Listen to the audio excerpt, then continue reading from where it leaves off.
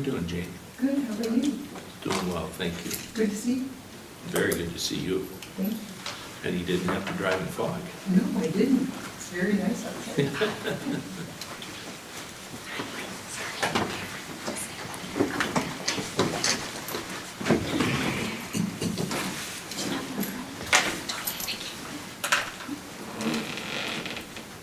I threw in another 7 minutes from last night. Oh, yeah, the short ones, yeah. I looked at them. Okay. Yeah. Well, I got 9 o'clock, so shall we stand and do a pledge of allegiance, please?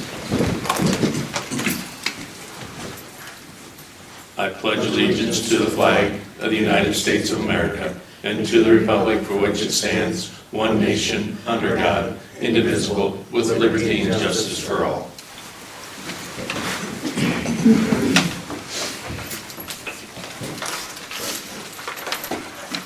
First of all, it's nice to see a group. Very do much appreciate that. So, gentlemen, chance to look the agenda over. Motion to approve. Yeah. I'll second it. All right, been moved and seconded. Call for vote. Primer, aye. Aye. Pearson, aye. Now you get 2 sets of minutes. One set from last night, of course, and then from last week. Had a chance to look them over? Yes, I did. Any additions, corrections? None. We're gonna, that's that 2080 that had Tracy listed instead of you, but the document itself. So when we do the minute book, we'll do the same with the signatures on that. Okay. Okay. Very good. So is there a motion to approve the minutes, both sets? Motion for both sets. Okay.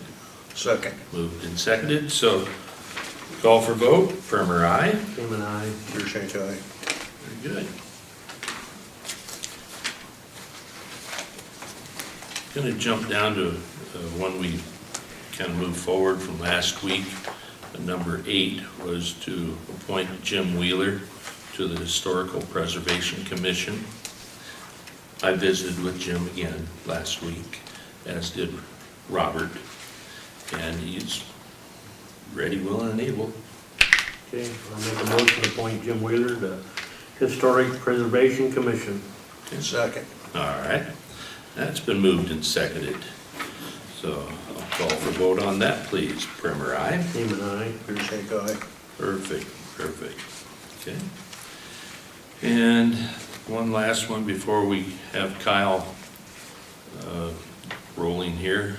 Could I see the number 7 for the Class C liquor license, please? I think we've got just enough time to squeeze that in.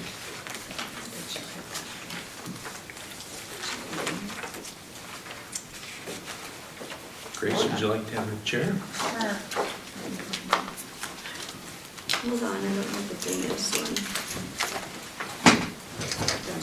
Sorry, I don't have the thing right here. Don't have it with you? Nope. Okay. I'm gonna ask Gina. Pardon me? She's gonna ask Gina where it's at. Okay. All right. Well, I guess we're gonna hold off on item 7 for a few minutes, so. Yep. Here's the card. Resolution. Okay. Guess I put it in the wrong folder myself.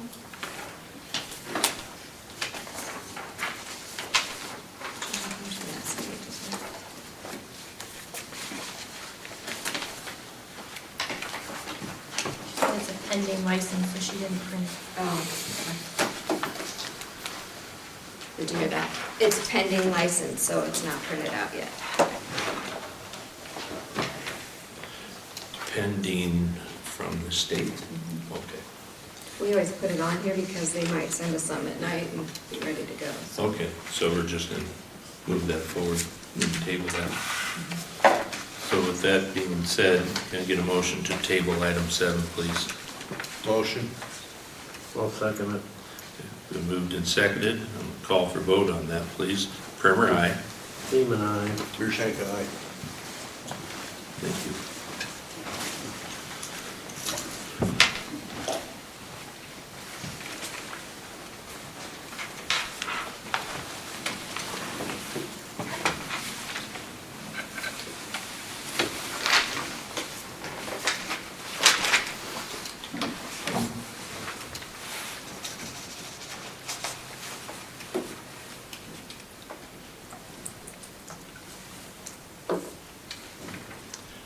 Kyle, just give him a second to read that. No problem. It's all in order. Keep going on it.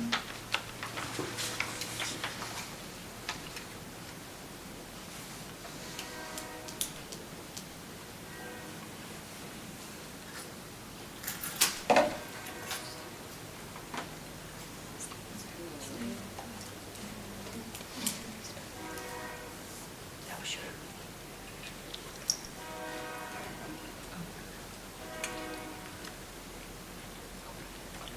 Yeah.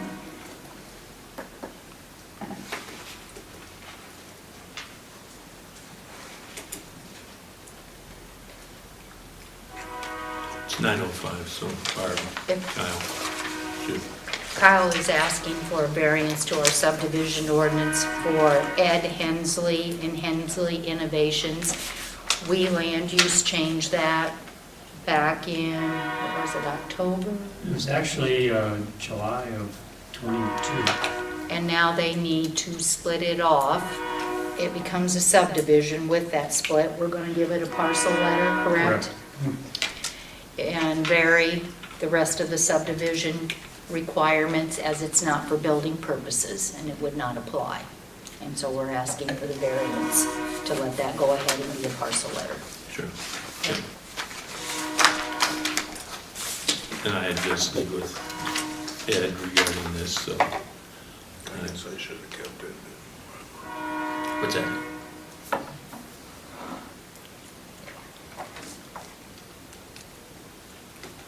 I can hand out an aerial if you'd like, kind of gives you an idea what his intention is. Basically, he's wanting to split off where the commercial property got reclassified. Need a minimum of 1 acre in case he does have a septic system. That 1 acre has to be net, so we're staying away from the right-of-way. It would also allow, in case he does want to expand his commercial site, to add another building, but I think that he'd have to go through the process and get that approved. That is correct. Then all of the variances would be off the table then at that point. Yep, so depending on what he wants to do and, any future expansion. But Yep. right now, because it's classified commercial and it's on an ag parcel, he's wanting to separate those two. That allows for the means of, in case he needs a mortgage or something like That that. is correct. A lot of financial institutions do not like to underwrite properties for mortgages when there's distinction between two classifications. So it's kind of the main reason we're here, to get that cleaned up. There's a driveway to the south. I don't think he plans on adding any kind of new driveway or anything like that. We can address that with an easement on the plat of survey. The plat of survey will be a parcel letter approved by the auditor, and there'll be a meets and bounds description and recorded as such. Do you have any questions?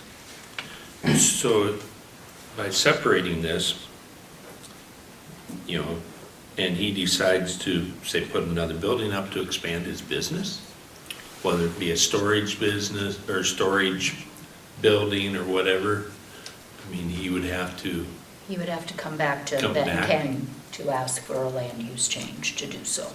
even though this is already commercial. It's a new non-ag use at that point, and that's how we would address it. Huh. I think the minutes, if you don't mind me interjecting, the minutes back in, I think, June or July of '22, just classified the change of the building and not necessarily defined any parcel at that time. So technically, the only building at this point, if we split it off, would be zoned or classified On the other as commercial, and any other building. Anything new, he's gonna have to come back and get your guys' approval, so. Sure. Okay, Yep. okay, I see. Okay. All right. That answered my question.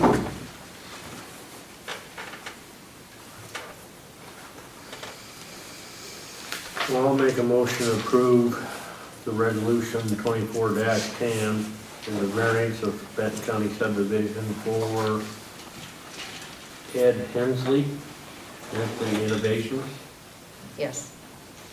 Yeah, there's two resolutions, so I'll have to do them separately. Well, it's just 2 copies. Oh, two copies. copies? That's fine, I guess. Okay, all right. Just Second. All right. Very good. Been moved and seconded. We'll call for vote. Primer, aye. Seaman on. Rear St. John's. Good.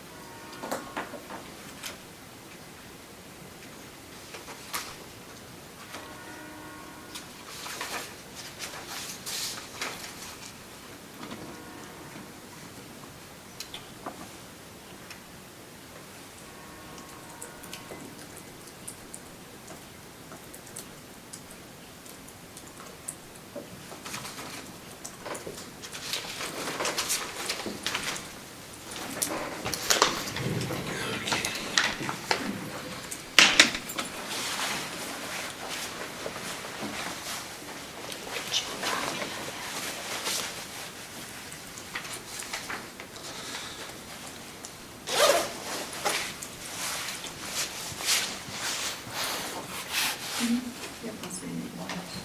Thank you, guys. Thank you.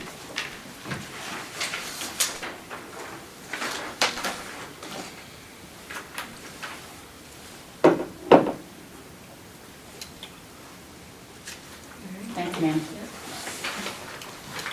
And it is 9:10, so Braxton, Thank you very much. Maggie,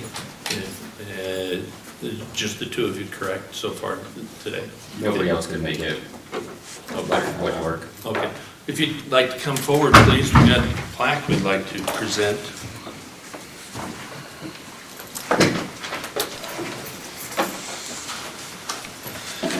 You ever do one? You got the other three. Hand them out. Okay. Okay. Maggie, I'd like to read this. It says, with our appreciation presented to Maggie Mangold for service to the Public Health Board, excuse me. And then this one is to Braxton Morrison. Okay. Thank you. Thank you, Maggie. Okay, thank you. And then the other three are here. Okay, very good. Thank you.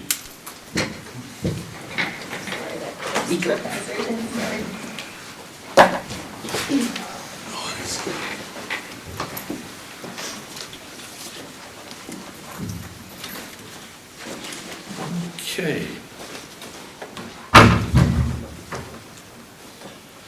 Then we have on-timed item number 6 is to appoint a new Board of Health members. And I think I've got applications here.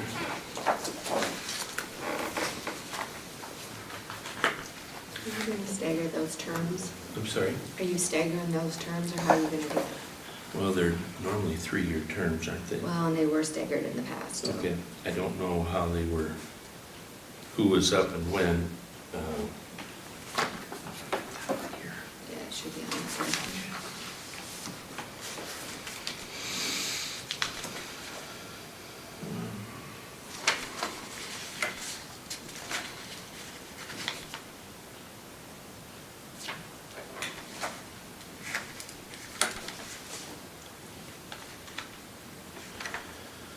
Well, it'll probably be the last page I turn to, of course.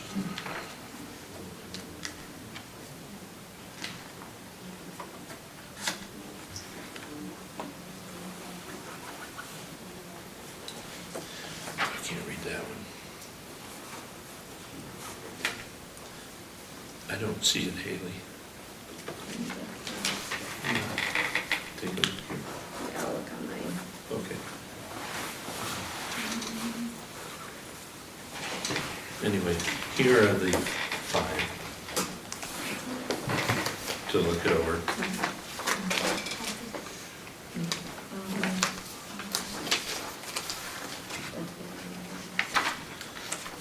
So what we may need to do is appoint them for a staggered timeframes. If you On have- the board appointment, sorry, just on this, I think in 137 of Iowa Code, for replacement of board members, it has each person fill out like the remaining of the previously staggered terms. Which I would wonder, make is that- sense. That's what- Right, so if But- someone just had like a year left, I don't know if that's like goes into play here or not. I just had remember reading that Yeah, recently, well, that's what so- we're trying to find. Yeah. Right. So, I think you're right, but that's what I mean, you have to know which one of the Okay. appointees are replacing which member. well, can we do that and then at a meeting perhaps ask who wishes to fill what portion? Could you have a doctor or somebody for the, Right.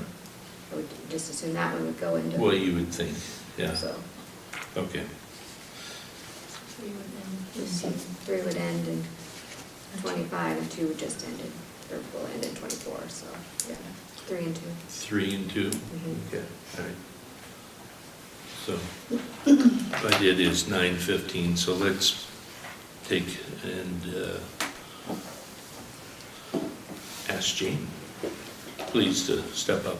Okay, We'll come back to this, guys, you want okay? me to, Please, come forward. okay, right here? It's easier to hear. Okay, very good. Well, first of all, thank you for the invitation to come and meet with you today.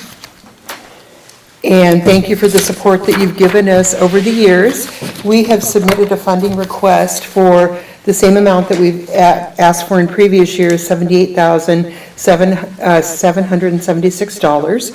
$10,000 of that would be for our Benton County Senior Dining Program in Belle Plaine. We serve 50 meals a day, 5 days a week out of that site. That's both congregate and home-delivered meals. And then a portion of that, $21,689, is for our Belle Plaine Housing Program. We have 3 apartments at Burroughs Place and 1 single-family dwelling in Belle Plaine. And then the remaining $47,087 is for our Vinton and North Benton Family Senior Center. We serve 90 meals a day, 6 days a week. We serve on Sunday, which is a kind of a non-traditional day. We serve both congregate and home-delivered meals there. And then we also have a variety of senior activities that take place out of that site as well, too. So we, like I said, appreciate all the support that we have gotten over the years and invite you to visit any one of our locations at any time as well, too. I also, during this time, would like to share with you an update of services that we have provided over the past year in Benton County. Thank you. You're welcome.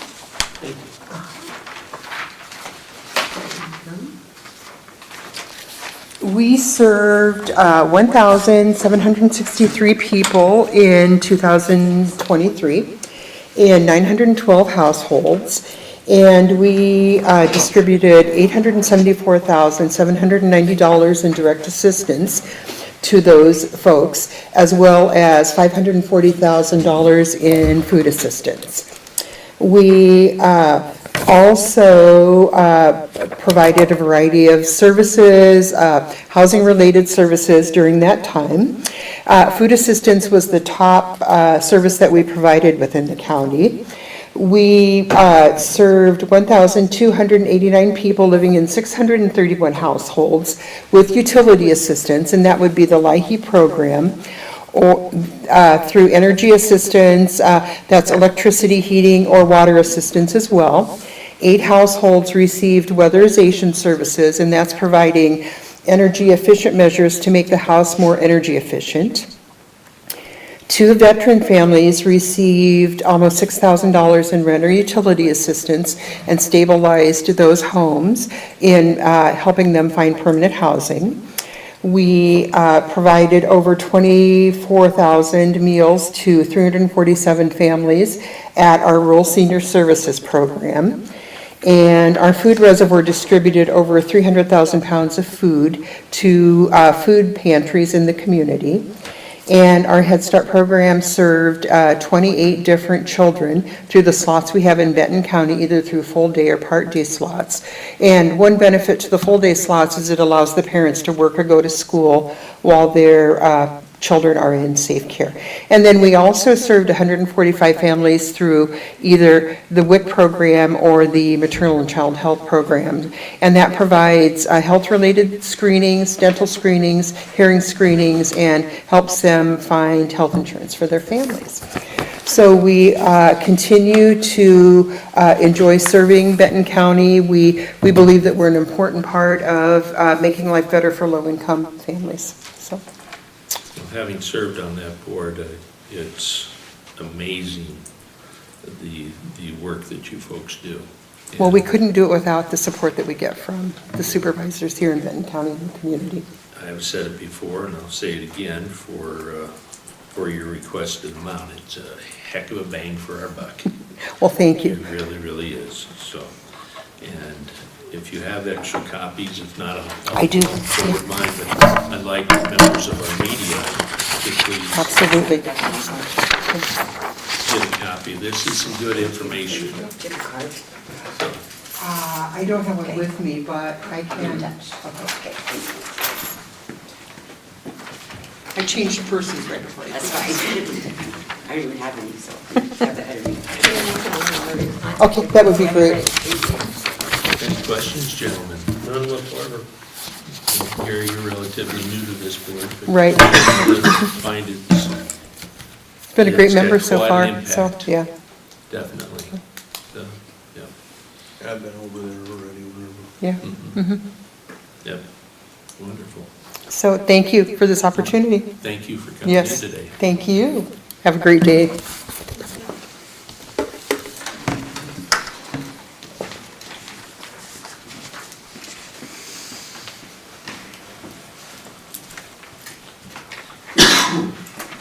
Fellas, you got a chance to look those over. I mean, it sounds like 2 of them's gonna be with the Board of Health in end of this year, and 2 of them would be the end of, 3 of them would be end of next year. Do you wanna pick and choose, or? It would make sense, I guess, depends on what those terms are, who is ending in 24. Mhm. 3 that were ending in 20, or 2 in 24 were Braxton, Morrison, and Wendy Nichols. Okay, And then the other 3 were ending 12/31 and 25. Caitlin, Lisa, and Dr. Mabel. okay. So while you got those, can you kind of separate?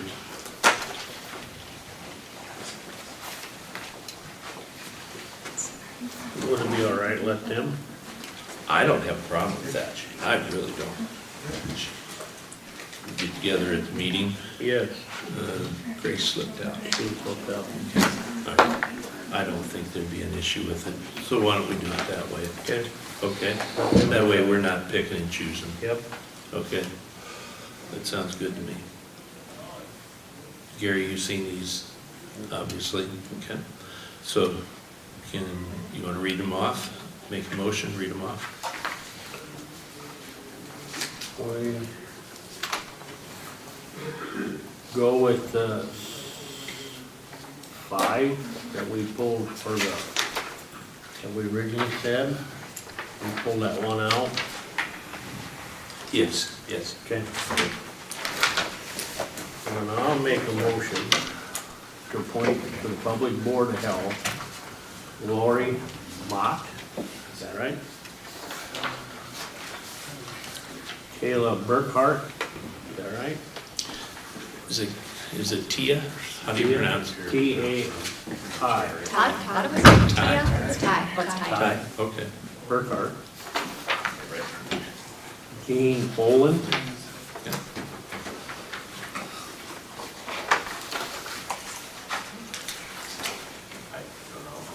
Sarah Holmes. Kara. Yep. We'll give it to you. K-A-R-I. And Jessica Fairbanks.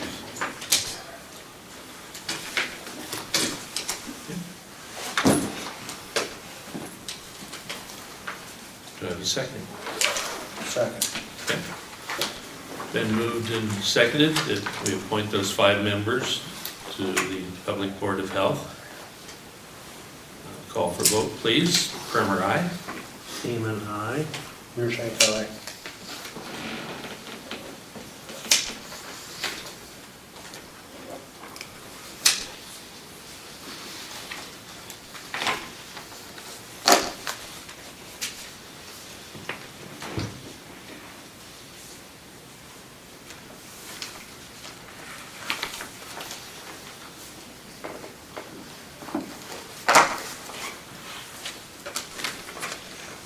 Is he initialing them? No, none. Okay. I'm getting them ready for Yeah, I need it for Haley, the you file. get a copy. Exactly. That's right, you got.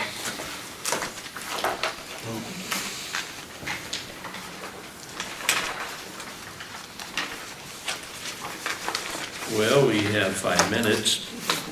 Do we wish to jump on a couple reports?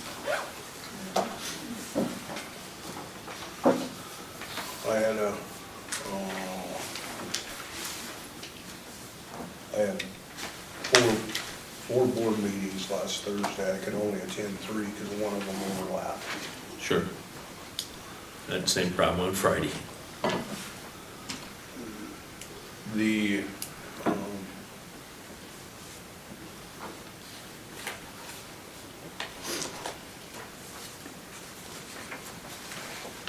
one of the boards is getting moved around by the state. We've lost 2 board members already. Which board is that, Gary? Shoot, I can't think right now.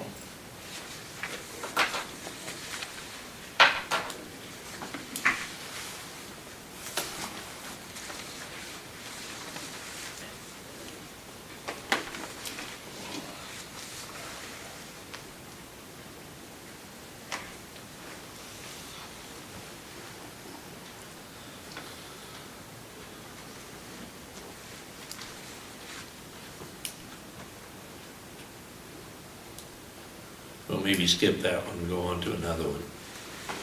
Well, the other ones really didn't have much. Okay. I mean, just normal stuff. Is that your mental health one? Yeah. Anyway, the state is changing things around. We're gonna end up having different counties in that, the way it looks to me. In the region? Really? They've got all the regions messed up. They're switching them. And I think our region was the best region in the state. The regions are different sizes. It's a mess. I don't know what to do about it. I'm not so sure that we shouldn't talk to the state about it.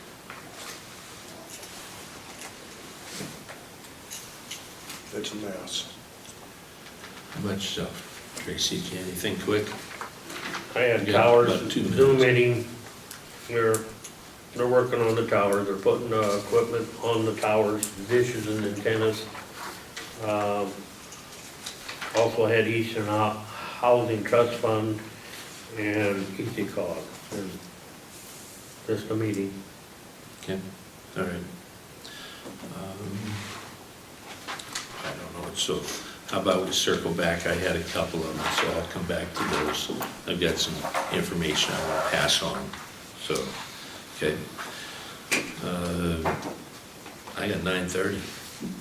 Sue, HR budget? Okay. Before I get into that, I want to mention something or follow up on something that was discussed last meeting with the background checks. When I was talking about changing vendors, evidently something I said got misconstrued or I didn't communicate it effectively. So I wanted to be clear on the record that I had mentioned switching for confidentiality as well as liability issues. it seems like some members of the public have taken that as I meant to say confidentiality on the part of the investigators was being breached, which was not my intention, and I'm not aware of anything like that happening. It was confidentiality and in the scope of maybe somebody applies and they don't want anybody to know they applied, they haven't told anybody, they don't want a coworker to know what's in their background, so having a third party do it for the confidentiality of the employee, and that not having a coworker or a colleague within the county be aware of their background, just for their comfort level. So not anything with regards to the investigators breaching confidentiality. I'm not aware of that. I don't have any concerns about that. So I wanted to clarify that point. Thank Okay? you. Now I want to move into We have a question here. Sheriff? I would like to thank you for that clarification. Two of the investigators are here. I'm sure they thank you also for that clarification. Confidentiality is super huge in the jobs they perform. I'd agree with that. Yep, and I apologize that it got misconstrued or that I communicated it poorly. Thank you. Yep. Anything else? Thank you. Yep. The next thing I have is a resolution for a part-time dispatcher in the sheriff's office. Robert Johannesson is the name. He'd be starting on February 5th, or he's going to work with Dawn on an official, not sure if that's the day he'll be scheduled hours because he's part-time, and it's an hourly rate of $21.08, so I have a resolution for that, if you are willing to sign that. Robert Johannesson? Johannesson, I believe. Yes. Okay.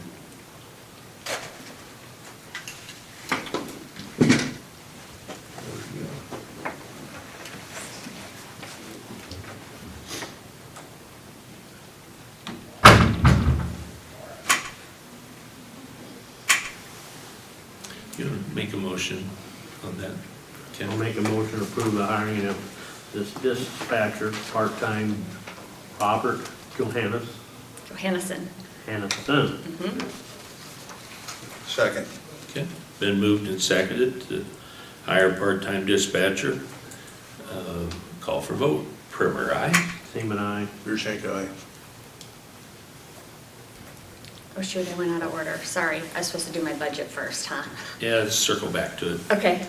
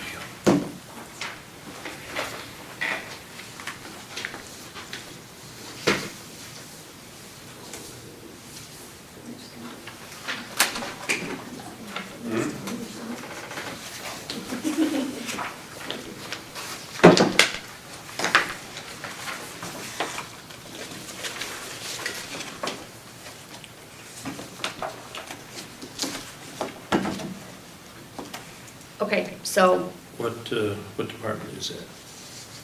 what department am I? HR? I know which. What department? No. 50. Oh, It should be in 50, your folder. okay. Oh. Yeah, it is. It That I is. don't know. I just wanted to make sure. So this is my first rodeo with this Okay. team. So I knew you just which. want me to go line by line and talk about my 24, 25 ask, or talk about anything new, or how, I guess? Or do you just tell me questions you have about it? Well, we'll start out with the very first line item. Okay.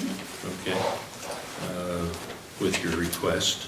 Right, so Okay. we've talked a little bit about getting an additional person to help. And I've been kicking that around.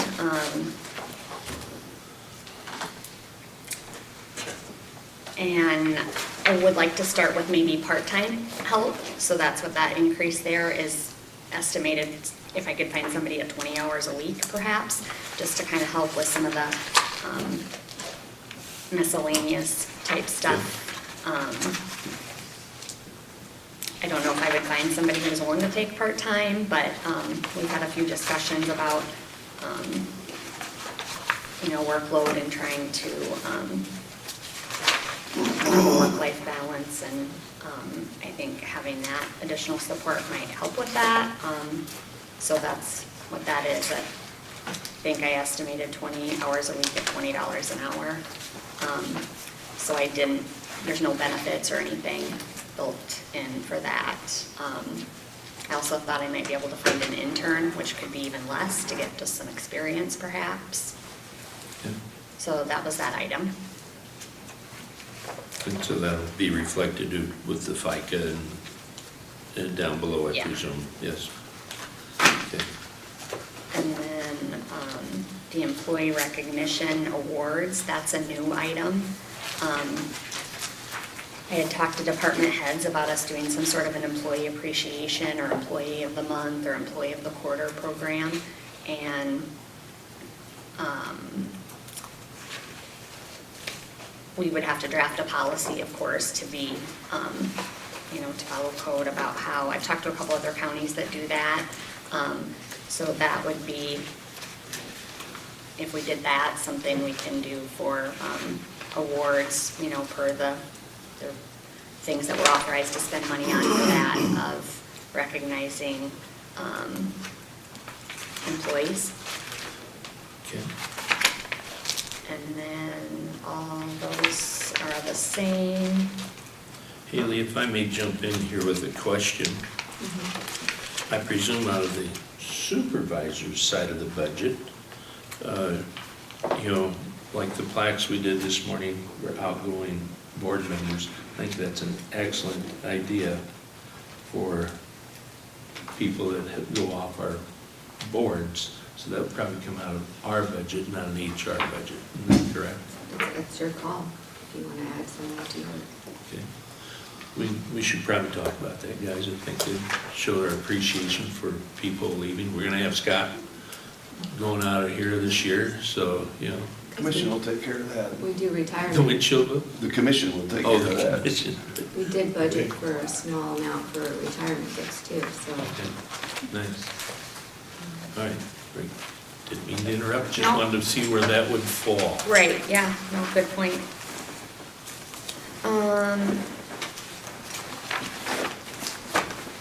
So do we discuss the amendments now too, or just the 24-25? You can do both. Okay. I was gonna mention too, because I never heard back yesterday from you, that you moved that 10 to 12. I already published the amendment last week, so we'll Okay. make that work Okay. with your original amounts. Because it was in Friday's paper and it'll be in today's too. Okay. So that training, education and training is, you can see higher than we've had in the past. That is not training for me. That's primarily something I'd like to do with department heads. Lynn County has done it, and a couple other counties, and they referred this gal from Cedar Rapids that has a consulting company. And ironically, it sounds like Haley reached out to her last week to ask about it as Yes. well. She comes pretty highly recommended and has a lot of different programs she can do to kind of just dig into issues and talk about collaboration and teamwork and culture. And like I said, Lynn County is really complimentary. She's done a ton of stuff with them. And so I think that is needed, to bring an outside person in to kind of work with the group and, give us some ideas to then filter down, to try to work on some of those things. She's got a whole array of different things. She starts out typically with interviews with the department heads. Just, what are your goals? What are your struggles? You know, how do you find it working with other departments? What could be better? What's working, what's not? And then just kind of building from there. I think she gives homework for us to kind of build on at each meeting.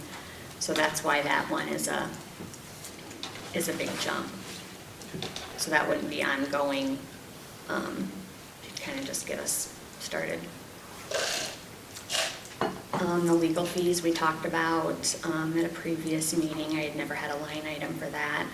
Sometimes I need to get expertise in employee relation type things that I might need to go outside the county attorney's advice. And so that's why we talked about having a line item there.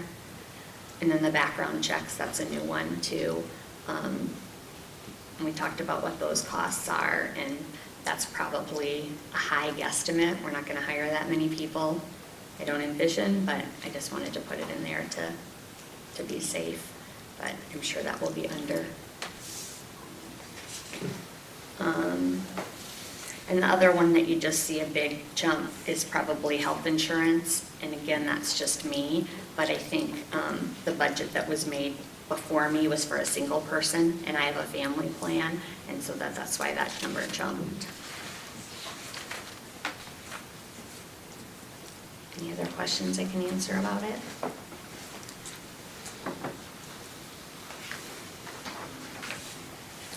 No, I'm okay. So can I ask a question? Mm-hmm. I'm just curious. So you haven't even been here a year yet, and you need part-time help? I find that interesting. Especially coming from a job that I'm in. You haven't even been through the whole year cycle. And I'm just questioning that. As another person who's been in charge of budgets for 25 years, I've tried every year that I've been here to try to find ways to save money. And I actually asked for a part-time person once about 15 years ago, and was told that since I was only working 10 hours a week extra on average, I didn't need a 20-hour-a-week person. So I pretty much dropped it from there. And I guess it worked out fine, because I made the program, I kept the program going continually on my own for all those years. So I just, as an employee that works in a county, in a commission agency, and as a citizen, I just find it curious that you already know you need help. Well, it came up in my employee evaluation. It was actually the suggestion of the supervisors, since I'm working 15, 20. I mean, a salary job is extra hours, no doubt about it. But I guess there's kind of a lot of things to, just a lot of work to be done with some things that haven't been updated or done in a long time, and it takes time. So it was a suggestion to try to offset some of that. Doesn't mean I'll find somebody, and doesn't mean that they'll grant it. It's just a discussion to, and it's also good to provide that experience, especially if it's an intern. It's hard for people to try to break into HR. I remember that when I first started, and I've had interns in the past to help them build their resume and get some experience. So, which would probably be substantially less than that. So.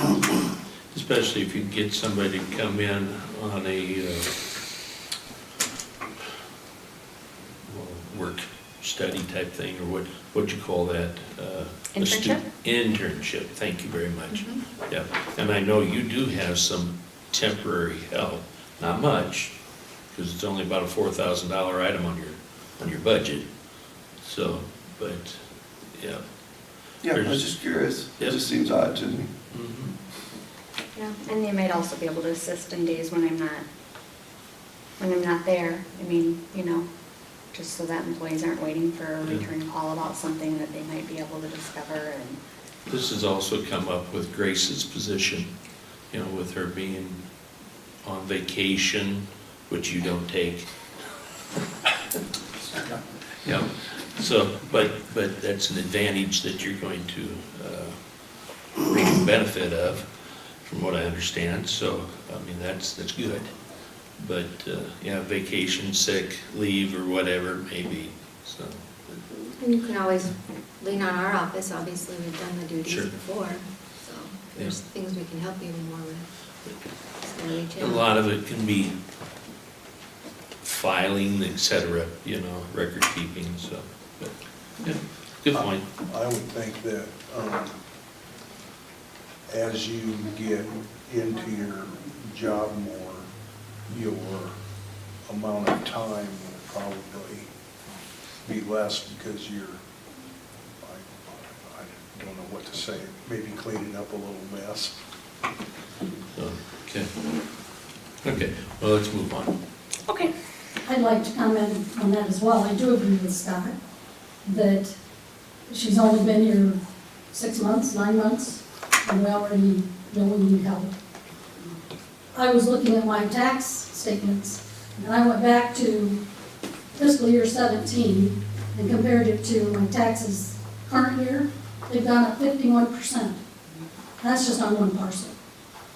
51%, and then I'm looking at this budget, that if I go from fiscal year 23 to fiscal year 25, that's a 72% increase. When are we gonna start looking at the taxpayers? And I understand, Lord knows, I understand the budget.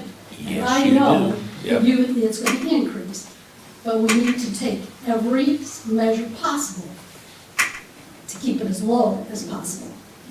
And I Very see true. on the agenda, we're looking at payroll, time thing, which I'll bring that up when we get to that agenda item, but I really think that you guys need to start looking at what the end result is.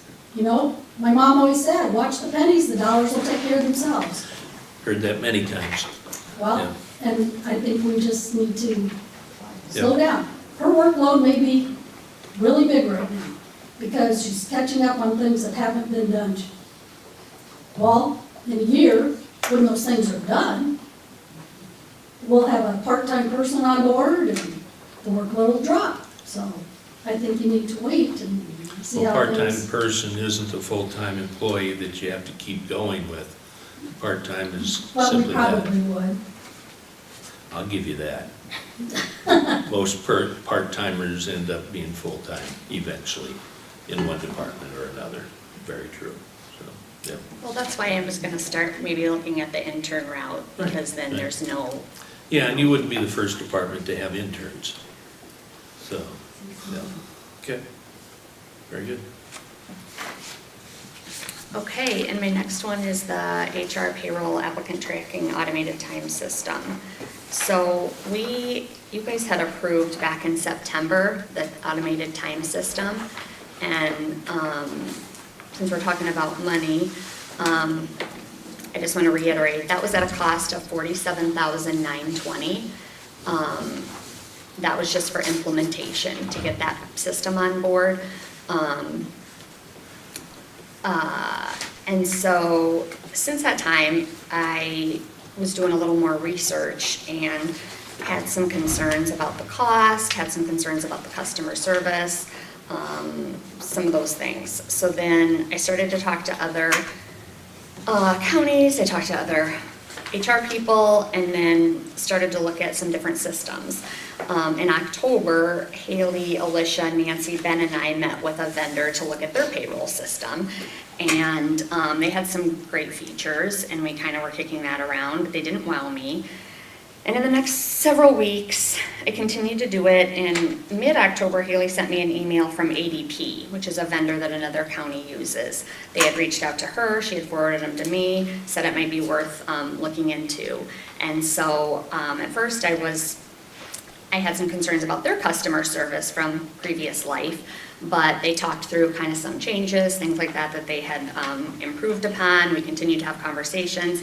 It talked to another county that was pretty complimentary of them, and so wanted to look at them for the automated time and attendance, and then they also could roll into it payroll and, payroll we were already talking about. They can do the applicant tracking. So we've also had a few issues with our current vendor where people apply online.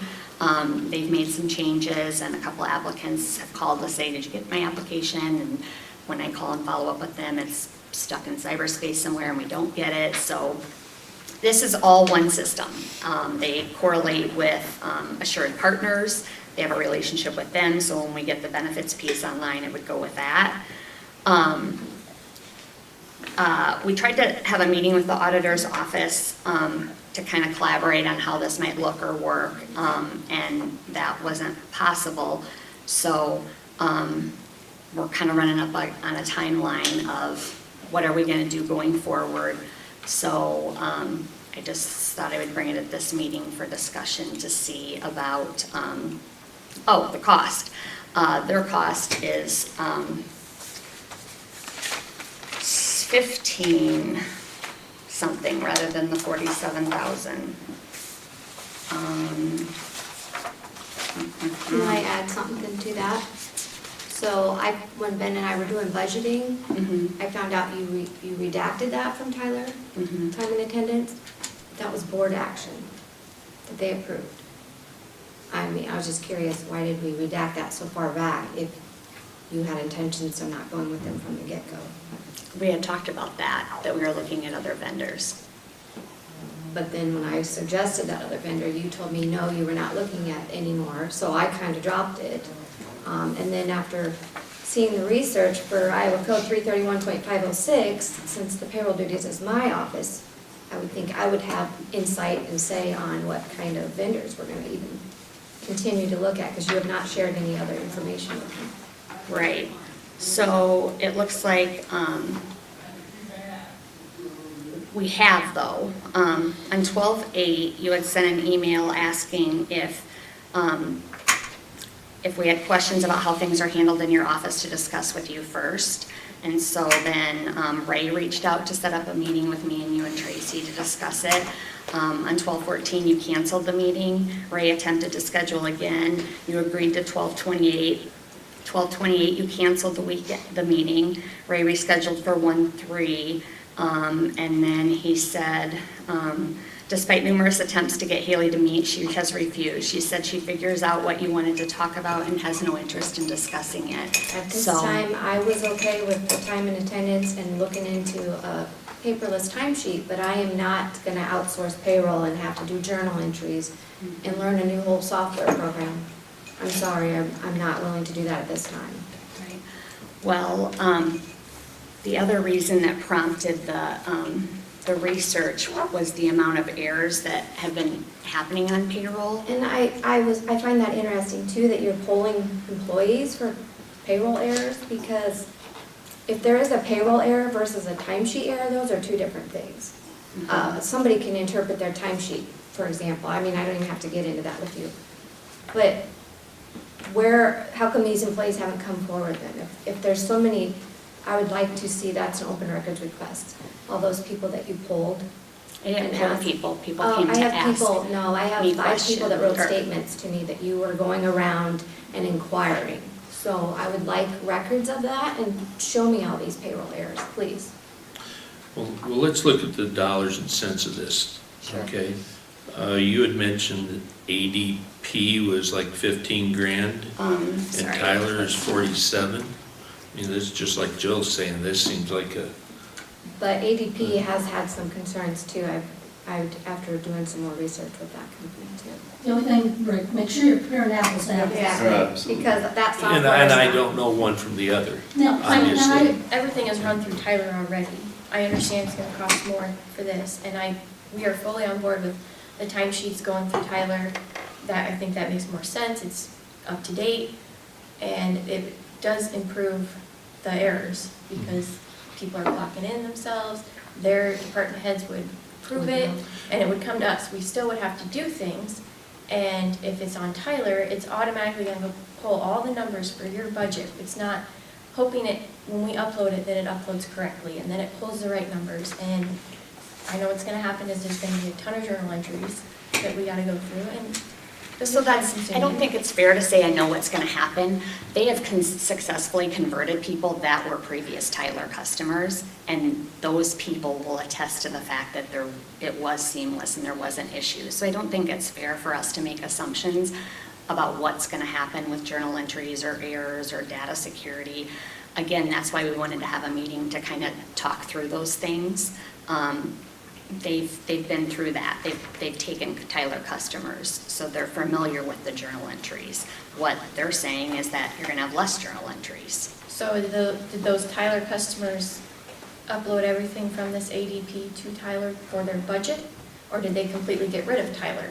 Because that's two different things as well. Right, yeah. Because those the would rest be- of our, I mean, real estate, everything's under Tyler. It's all Right. one interface. Right. That's the biggest concern we're having. Yeah, is- I'm guessing they didn't get rid of Tyler completely, because I think Tyler has benefit in some of those other pieces. And I think Tyler is improving. I think COVID hit them hard. And when I went to the last meeting for training, they did say, you know, we were down on numbers on employees because, you know, they're leaving because of, you know, COVID issues and all this other stuff, just like everyone else in the workplace. I've been on multiple boards and I know that. I've seen it. Tama County, I know, are just implementing the new time and attendance. I know Tammy said she's impressed with it so far. I've talked to other counties, so it wasn't that I didn't like the idea. I did research just as well. Does Tama use the, They do Tyler Technologies, time and okay, attendance. yeah. Is it such that we could get representatives from both, either or both, to give us a pep talk, so to speak, or That's what? fine, but I have an upcoming general election as well, so Mhm. I'm really not willing to make my staff all learn a new payroll software on top of conducting an election Yeah. issue either, so. So it really doesn't sound like it's a automation question, it's more of a provider issue.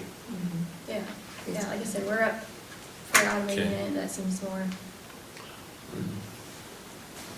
So How do we Can I figure ask out which, something? of course, Joe. if you go to this automated payroll system, or whatever, who's going to be on the county's perspective, who's going to be in charge of it? Who's going to be ultimately the one that's controlling, or, you know, Sure. communicating With with this company and saying, you know, I get to make I would- recommendations, I get to accept. I don't know if I'm explaining myself right. No, you are. I Am I right? don't have a clue. Since the auditor is doing payroll, it would make sense, and I would assume, and an assumption sometimes do, that the auditor would be in charge then. That it would be her decision, and at her discretion, you know, what you're gonna do. Again, I don't know what you're doing here with this time and attendance and ADP. If those are, you know, ones, they're both the same program, or does ADP include payroll? And it's definitely cheaper then, or is ADP just the time and attendance? And again, if you go with that, is Haley going to be the contact in charge of it since she does payroll? If that makes sense. I think there's a lot of questions here. You know, it's on the agenda to discuss and approve applicant tracking, automated time system, and it doesn't sound like the auditor's office is at all opposed to that.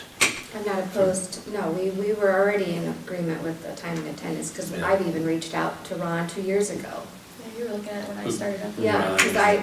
Parachi, he's our representative for Okay. Tyler. Because I've sat in on some of those at Mhm. conferences or IQ meetings and see the benefits. You know, like at the engineer's office, those guys would be able to check in daily or whatever. Sure. My own husband has to do his timesheets that way, so it wasn't that. I was just not willing to outsource and upload payroll to another vendor and then bring it back into my system and have, Sure. no, I'm just not comfortable at that time. So, just to clarify then, time and attendance is separate than automated payroll. Right. It's a package through Tyler Technologies. It's just another, The time and attendance, but that has nothing to do with payroll. correct. It's just basically their paperless timesheets, how it is entered in the system and coded. So you could do time and attendance and still say, no, I'm not going to do automated payroll. Because then like Deb could still look at secondary roads as timesheets. I mean, somebody still has to Sure. oversee it. You can't just, Well, the law says that the department head has to sign off yes. on it. So, like I said, sometimes those timesheet errors are just misinterpreted one way or the other that way, but it's fixable. Yeah, it would still be in our office. being handled. And we can set once the those department- permissions where the auditor's office is still part of that process and issues that. I mean, they cater to however, I mean, some places it's done that way, some places it's not done that way. That's kind of the beauty of it, is you can customize it. It's not a canned one-size-fits-all. That's part of the implementation process of how do you want it to look? How do you want your approvals? Who do you want to sign off? Who do you want? All those sorts of things. And my name is on all those checks? Yeah, they did a Reminder mock-up of the check. Too, so I'm And your not name is on the check. gonna just freely let another vendor put my name on checks that are being issued, so. I appreciate you Not wanting having us oversight on it. to look into this, but again, like, if you need extra help, I feel like my staff is here to handle the payroll part. Well, again, there was some significant errors, and that's what the concern is having, it's not personal. It's No, I know, but I about would what's like the to best. be known about these errors then What's- if you keep referring to them. But now What is is not the the time best- and place for that. It's No, I about think how to that's best why you were conduct trying to business. set up, Yeah, you that's know, why I was trying to have meetings with you on 4 Yeah, attempts. to get and you were this- Well, that is supposed to not meet. what I was told what the meeting was for. and I think It wasn't that, very clear. Mm-mm. Definitely was not clear. okay, I have a question. yep. In everybody's researching these, has anybody talked about, the yearly maintenance fee on any of this Yes, they stuff? do have those as well. That's usually, for anything I've dealt with, that is usually a major cost that Yep, comes through the back door. So. And and I've probably got more computerized stuff than the rest of the county combined in the sheriff's office. When they say that they're going to do it's all gonna mesh together, it never, and I mean never, meshes together like they say it's going to. There's always, they need to build you a bridge into something, and that costs more money. That's just my experience with it. It never works the way they say it's going to. So sometimes that does happen. The counties that I talked to, it didn't with them. Doesn't mean ours won't have hiccups. That does happen with transitions. And in answer to your question on pay or cost, 3.5 years with ADP for all these systems were still less than the first year with Tyler. It's a 3-year price lock, Yeah, and then when they do that's- increases, When she was talking ADP of 15 grand and change, and Tyler 47, I mean, that makes you, That's big. that perks your 3 ears up, times. you know? So just like Joe was saying, trying to save a buck. Yeah, and I'm just against, me personally, I've really got a problem with those yearly maintenance fees. Yeah.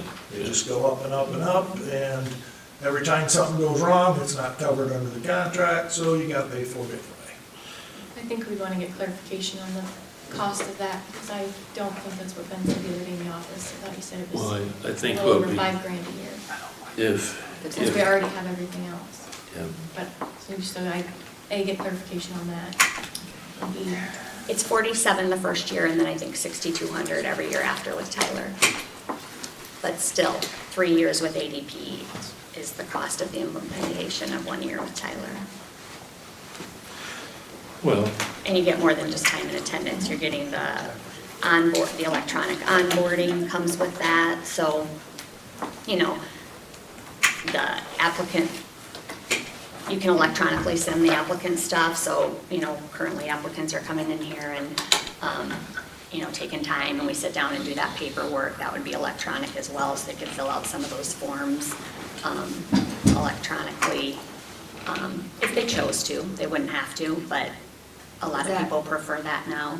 Is that something you could get on your own standing for just your PR stuff? Yeah, ADP has, you can standalone time and attendance, you can standalone applicant tracking, you can standalone payroll, you can combine modules, you can have a training module. They have all kinds of different things. They tweak. I mean, they just kind of build for different platforms depending on what the customer wants. well, like I told you in that meeting, that I think for the HR portion, yeah, that'd be great for you. well, Easier tracking, not papers everywhere. I totally understand that too. But I I'm just wondering if we can go back to square one, like you were trying to do in December, Ray. You were trying to get HR and the auditor's office. I believe Tracy was gonna be involved, you know, and hammer this stuff out before it gets to us. So is that something we can do? I tried, I'm still willing to try. Well, I Well, get it. I honestly felt like there was a lot of stuff going on behind my back. Obviously, per code Yeah. 331.506, we paid outside legal counsel to research my auditor duties. How do you think I felt about that? Sure, sure. Yeah, okay. Well, I'd mean, recommend that's- that we'd go back and get together, heads together. Well, and that's gonna have to be after budget time probably, but, I mean, I would be willing to sit down with you and hear about these so-called errors and. When would after budget time be? Mm-hmm. I have a question. Just as a member of the public and the press, I have heard so much flack coming from people who are upset about you going around and nosing in your business. They're county employees. Now, I don't completely understand what HR does, but I think your department is completely different than Haley's, and I don't understand why you're concerned with the computer program that Haley deals with, and you think you need a part-time person, maybe that's not your department. I mean, I'm just being honest here that this is just, From, I just feel like, you know, and then you're researching the auditor's business. I don't understand that. So what's your question? I guess, I don't understand what your job is maybe, because it doesn't appear that if HR is supposed to make everything better, it doesn't appear to be doing that. I think, And I should not be hearing from county employees upset because you're going around and nosing in their business from years ago. And you're here 6 months, you need part-time help. And it's like, it feels like you're not staying in your lane over there. well, as far as the part-time help, I think we've already discussed that and addressed it. As far as staying in my lane, if you look at my job description, part of it is compliance. That could be compliance with laws related to pay, it could be compliance with other types of laws to try to cushion the county from liability, make sure we're making good decisions in fair practices in hiring and compensation and all those sorts of things. And I think we all know sometimes people, maybe the version of the stories you're hearing may be different than versions of stories I'm hearing, I'm not sure. But the errors that were presented to me without me asking, some of them rise to a level that, you know, if an employee wanted to reach out to, you know, wage an hour and say, hey, this is happening on my paycheck. That opens the county up to liability. Those are things I'm trying to protect, so that doesn't happen. But what does that have to do with software? I This, feel like that's her department. When you're That not- works for her. when you have a company that specializes in that and has a software system specific to that rather than manually doing it, and is versed in the changing laws. We had a change in law last month that didn't get communicated timely, things like that. When you have a system manually doing those things rather than doing it on paper, there's less likelihood of errors that take place when it's automated in a system rather than doing it manually. That's with anything. That's with data entry. That's with anything. If a system has the capacity to do that, then that mitigates the manual. So whatever Haley's using, it doesn't do that?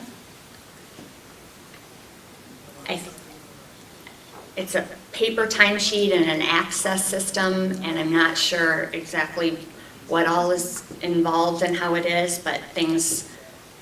I'd be glad to show you. I think this is where we need to, I know that Ray, again, tried to set this up. Having visited with him at a different meeting, you know, he had a county employee issue a complaint to him, and he said, well, there's liability here, and I think that's why he was trying to get something set up. I really think we need to push this back into the meeting that he was trying to set up. Let's get it hammered out first, you know, between the departments. Make sure we're doing things legally and go from there. So you're willing to meet after the budgets, I get that. If it's that important, I would like to meet today then. So, but, I don't know, you able to? Yep. Because we have a safety meeting at 1 as well. so. And I've got a meeting at 2. I'm not gonna be with, you're attending, you were part of the original group, I just assumed you were. That 2 o'clock meeting shouldn't take much more than an hour, should it? Sure, I'm available anytime. Just tell me where to be. What's your schedule? After that 2 o'clock, I have a 3 o'clock that shouldn't be too long, maybe 3:30 or 4. I have to leave early, so. Okay, why don't you guys look at the schedule this week and see what you can work out, okay? That sound good? All right, let's do that, please, okay? Now, before I leave, I just want to ask one other question, and I do have to leave, so I'm going to ask this ahead of time. I see on your agenda that you're going to act on the comp board recommendations. Okay. I'd like to point out 331-907 sub 2. At the public hearing held on the county budget, which that's not what's happening today, the county comp board shall submit its recommended compensation schedule for the next fiscal year to the Board of Supervisors for inclusion in the budget. The Board of Supervisors shall review the recommended compensation schedule for the elected county officers and determine the final compensation schedule. So are you jumping the gun? I'm not here to say anything about what you're going to do, you know, as far as those recommendations. I just, for 24 years, I was always told it had to be done at the public hearing, and that was from legal counsel. And I read this yesterday, and my position was, if you addressed it early, you still had to go back at the final hearing and affirm what you do. We were told that you could discuss it, and you could say, this is what our intent is going to be, but to do final action, it had to be. You have to affirm in the final budget hearing, but you can get it all worked out every time. You know, all I know is, you know, Haley asked if we're gonna get going on this. I just thought I'd point that out. Yep, I said, And well, that's we how it probably done need to get it on the last few schedule. years. Yeah, because that's a lot of the big departments, when you guys go back and forth with that Exactly. percentage in the wages. Right. I get it, We- I understand that 100%. Yep, Mhm. but it's a lot of work back and forth for us. Yeah, okay. All right, But I did get challenged on that once, so. did you? Yeah, and I did ask, and like you said, there's 99 counties, they all do it different ways, but again, until you get challenged and asked. I mean, we do include this resolution within our budget adoption resolution, so that it goes, I mean, you can't make it, you could still reduce it or whatever at that budget hearing, correct? You just can't go with anything. Okay. Okay. I mean, that's up to you guys, or, I know department heads always ask, even like back in December, they want to know what your thoughts are, because that does help them tremendously when they're Sure. planning their Yeah. budget. Yeah, setting the budgets up is a big, I can't tell you Question. how many budgets Yeah. that I had to put in the maximum amount, Mhm. and at the budget hearing would get reduced. yeah, And I'd have to go and redo all of the budgets before I could certify it. yeah. Okay. All So right. it's, you know, I get it. I I'm know just saying. you do. All right. Thanks, Jill. Okay, so shall we roll on then?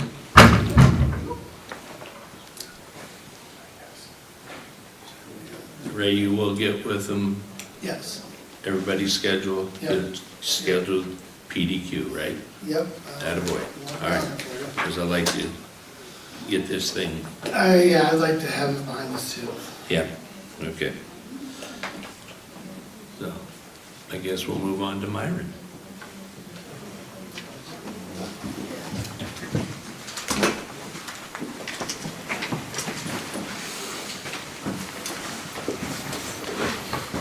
Morning. Sit up here where you got a table. Move the chair out there. Comfortable one with you. Maybe it'll make it shorter, get you back on time.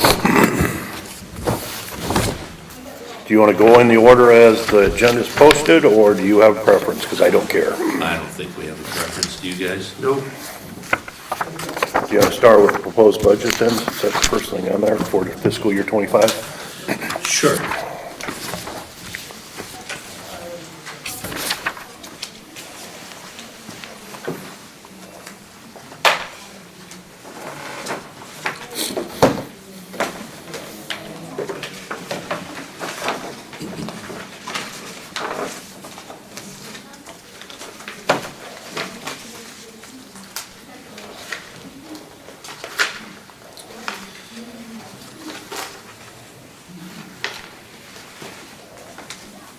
I don't think I printed it off, and it's not in our folder there.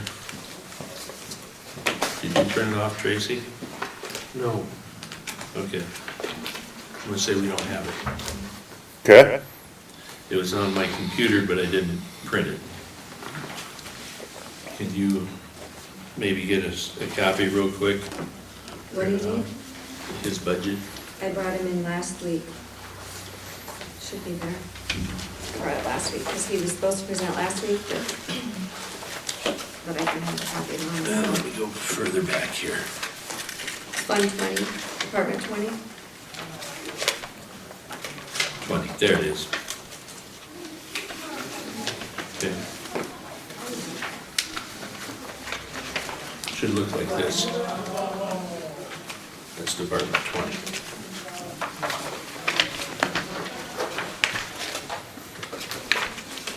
We talk about a lot of papers.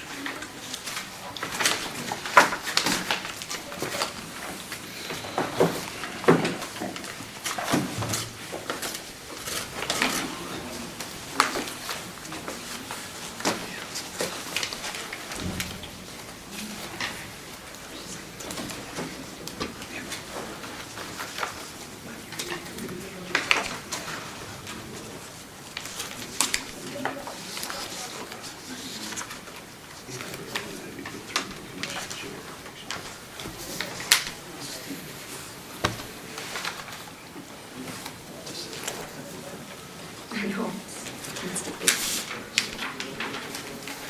You don't have that? Nope. You just gave it to us last week? You want my copy? I can follow along on the computer.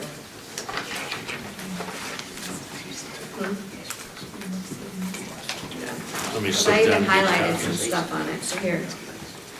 Get the amendment there. Yep. Yeah, correct.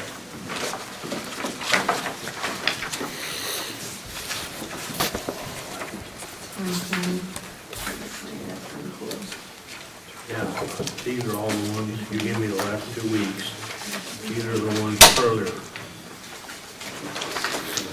Because I already ran through copies. That's why I can't believe I ain't got it. Put it in another pile? No, I don't think they do. Where you find yours? No. You guys don't put them in your binders, so I can see it. I've been through this. Because I even highlighted on everyone. Is yours highlighted, Rick? Yes. Yep. So I remember specifically Got doing the it. fiscal year 24 amendments Yep. highlighted. Bingo. I would say, I know I brought it to you. Okay. It's a thicker budget. Hence another reason for filing cabinets. You saw last year's in here, or did you put Yeah, in one? that's last year's. It would be, Here, you just follow mine, Gary. I don't know what yours is.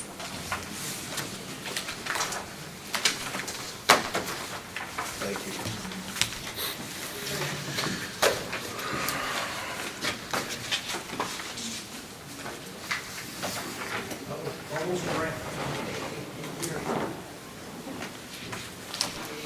You ready? Ready?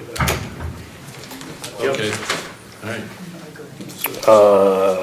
Page 1, the first About 15 items are capital projects, construction items. Under bridges, that's the $1,750,000 item. That's including 4 different bridges.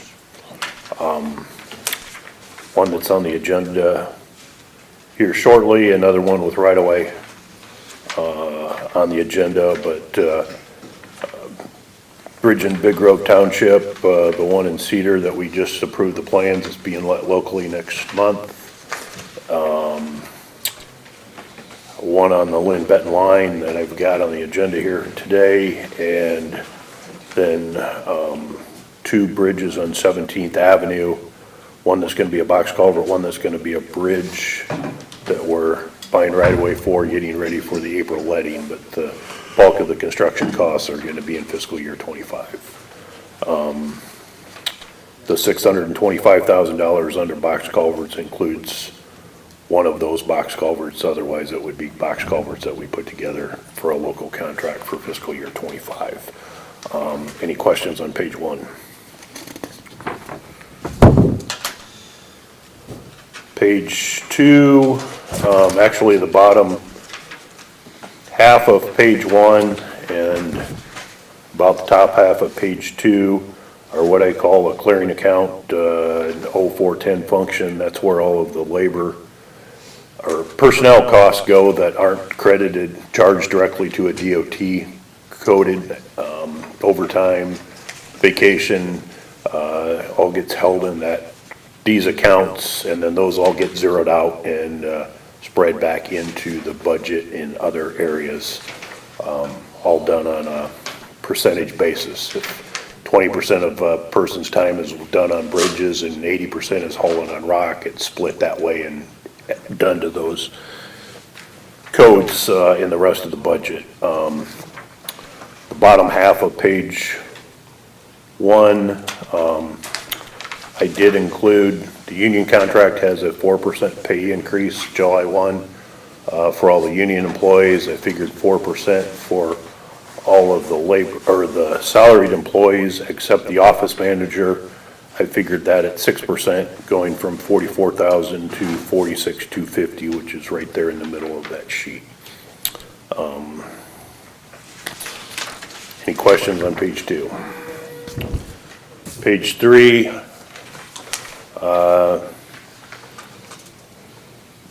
routine maintenance costs, mild increase from fiscal year '24. I don't have anything noted to highlight on page 3. Page 4, just to touch a little bit on budget amendment items that Haley brought up for me last week. $75,000 for pipe culverts. I had forgotten when I submitted the budget that a contractor that I have used in the past that was at the NACE conference down in Alabama last year that did a lot of repair maintenance work for us on a number of pipe culverts that bill just got submitted a week ago and you approved this morning for claims, I believe. $75,000.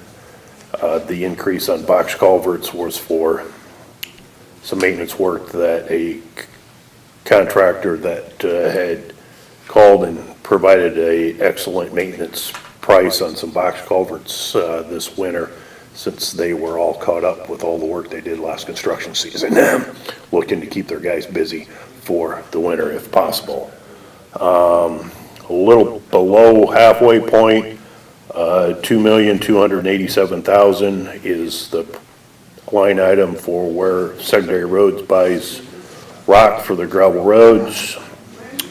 Price increase on rock went from $12.40 a ton to $13.65 the 1st of January. That was a 10% increase, so it's going to cost us more to get rock hauled this calendar year than it has in the past. Where are you at with that one? I'm on page 4. 3. Okay, page 4. just a little below halfway point. You should find a number that's 2,287,000. It's right below the lines. How many ton was that? You remember? No? No, Okay. it fluctuates a little bit and I forget what number, but I know just earlier this month, I got the quote for the rock prices and it was a 10% increase. And That was how much? 13?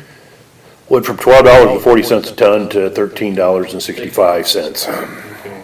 Well, in So my it went spare over- time, went over I can a divide that into the 2 million, and it'll tell me how many tons. Mhm. It went up over $1 a ton. Yes, it did. $1.25. Yeah, that kind of answers one of Joe's questions. Why's the budget increase? Yeah. Why's gas prices high, Ron? So, Boy. Other than that, I don't think I have anything noted on my page 4, if you had any questions.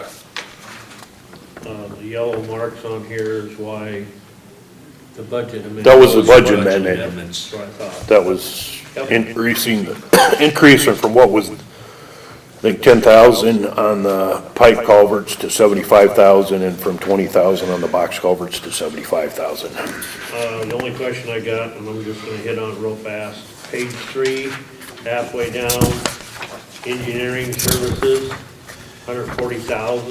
Mm-hmm. If you could ever get a second engineer hired underneath you, could we knock that? It would decrease significantly, I'm sure. And with secondary roads, any unspent money stays in secondary roads. So I mean, I'm only gonna spend it if I need to. But with keeping projects designed ahead of time, that was the estimate I felt I could spend, without the additional help. Now, hopefully we can get some help. I mean, I do have in here on page, for an assistant and an engineering tech, and I know, HR and I have Line been. item for that too then? Yeah. Missed it. Good. Page 3,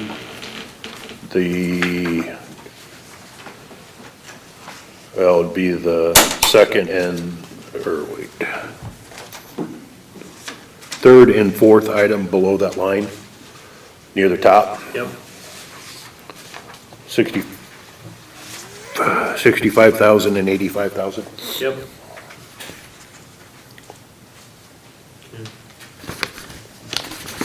Earlier, you had said that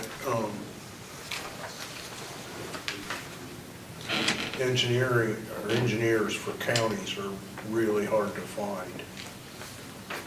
So if we hired someone, it would be a student? It could, let me back up and ask specifically I know that over the years, Benton County has been successful in hiring graduates with undergraduate degrees from universities for the assistant position for over 30 years. But that's not to say somebody couldn't be interested that's got some experience with some engineering that might be inclined to the position. The engineering tech position is more like a 2-year trade school type standpoint. Those individuals are equally being swooped up as fast as they start school. In fact, hearing again over the winter time, and I'd kind of forgotten that both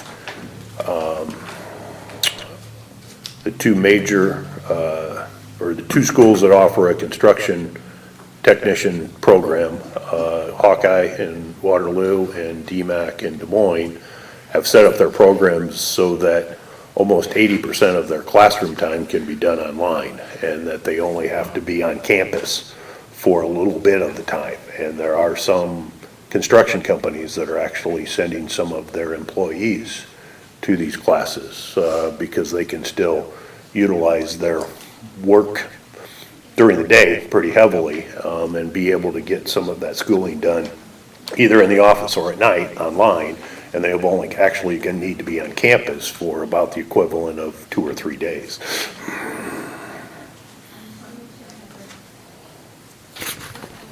So are they just as short now as they were before, or are they getting better?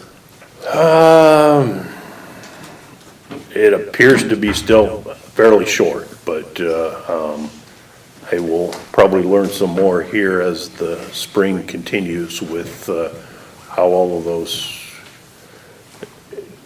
seemed in December. From what I was understanding, that's pretty much what it sounded like, but the workforce,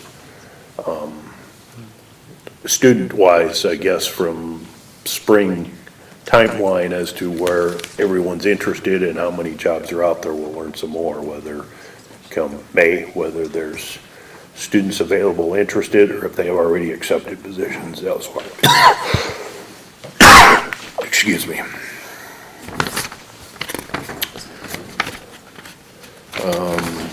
Where was I? I think page 5. I have nothing to elaborate on that page.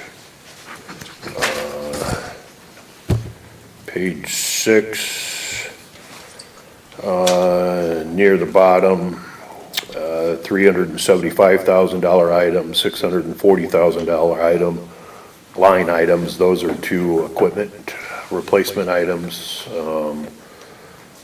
We've got a tandem truck and a box for that on order right now, but a motor grader to replace, looking at replacing the semi-tractor,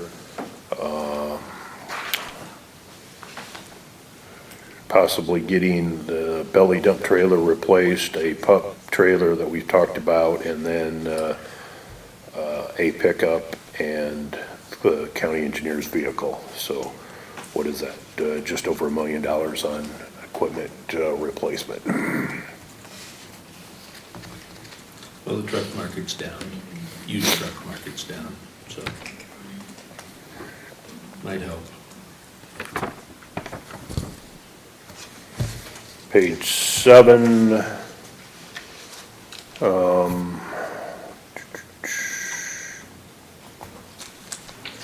think the fourth dollar amount down there, the $20,000, that is to pay for secondary roads portion of the radio system that I assume might be fiscal year 25 and not 24 now.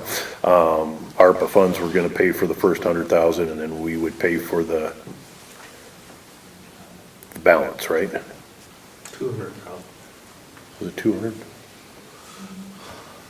What did you say? I have it wrote down on the ARPA thing, but I thought it was up to 200. 200. Okay. I think it was 225. 225 was our total, and I got 20 instead of 25, but there's, That's fine. that'll work.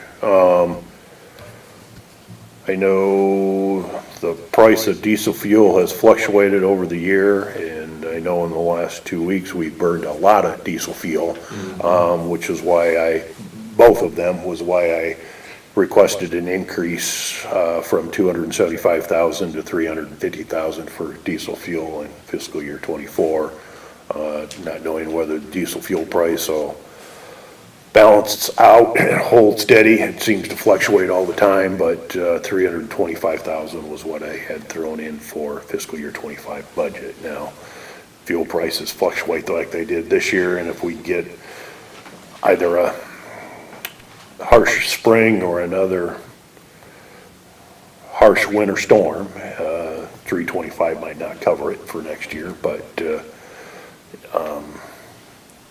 normal maintenance activities, it would typically be all right with where fuel prices are right now, I hope.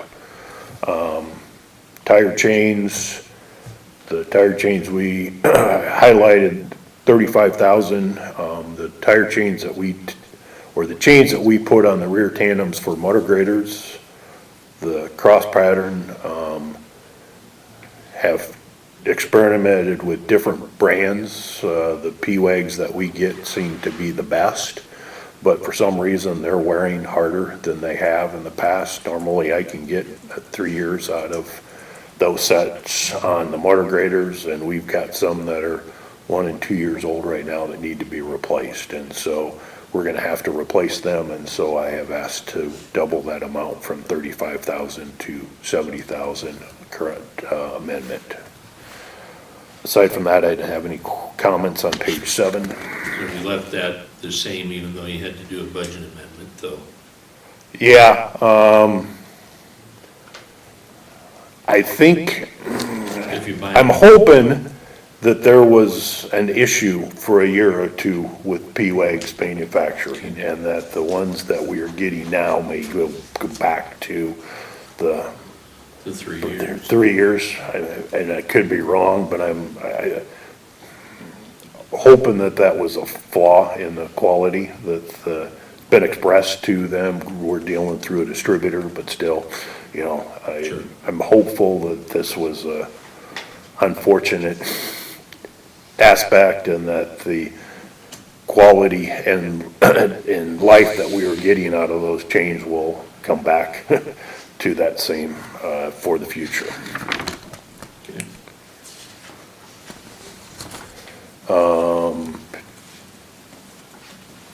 Page 8, second line, which is capital shop equipment. The shop would like to look at investing in getting a portable 4-post lift. That's estimated at about $60,000. The $65,000 is what I'm requesting for fiscal year '25. Normally, we spend $10,000 or less on major capital shop equipment. Why would you want it to be portable? Move different parts of the shop? Correct.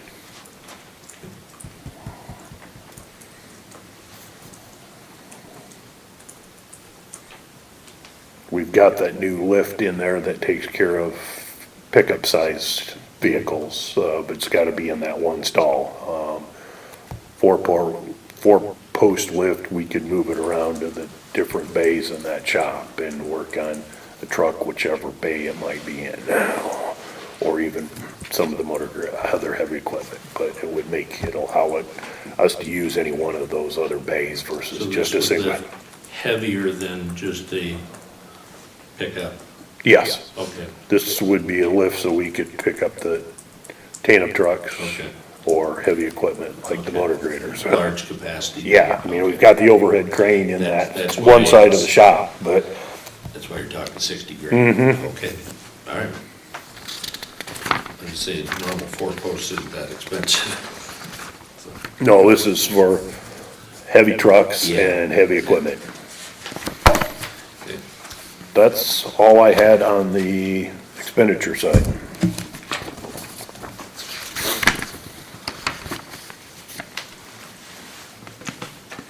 On the revenue sheet, I'm assuming you have that also? Yep.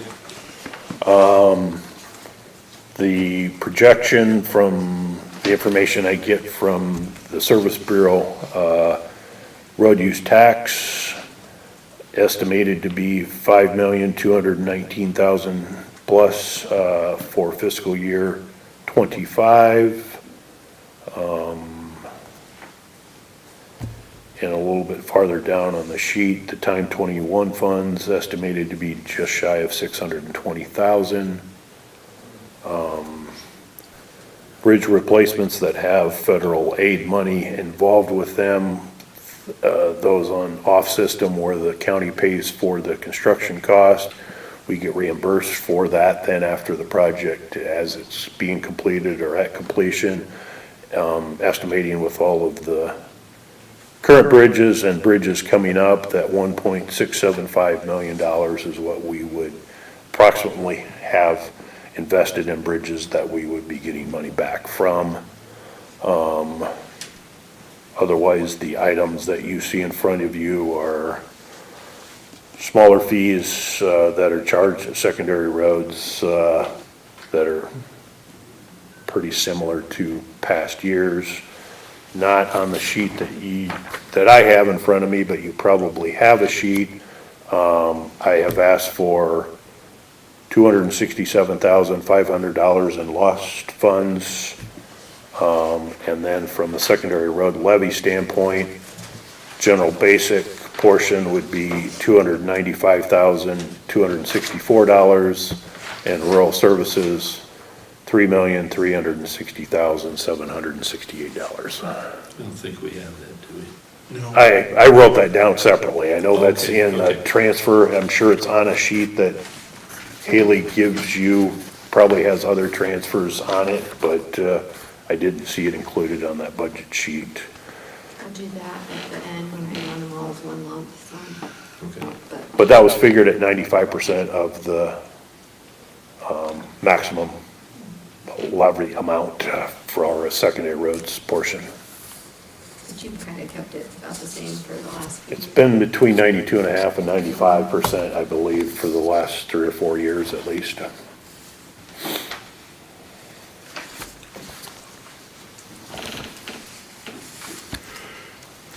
Any questions on the Just expenditures? your revenues went up approximately $1 million, but your cost estimated expenses up about, will cover that for sure, $1 million. So to the taxpayer, it should be kind of a wash.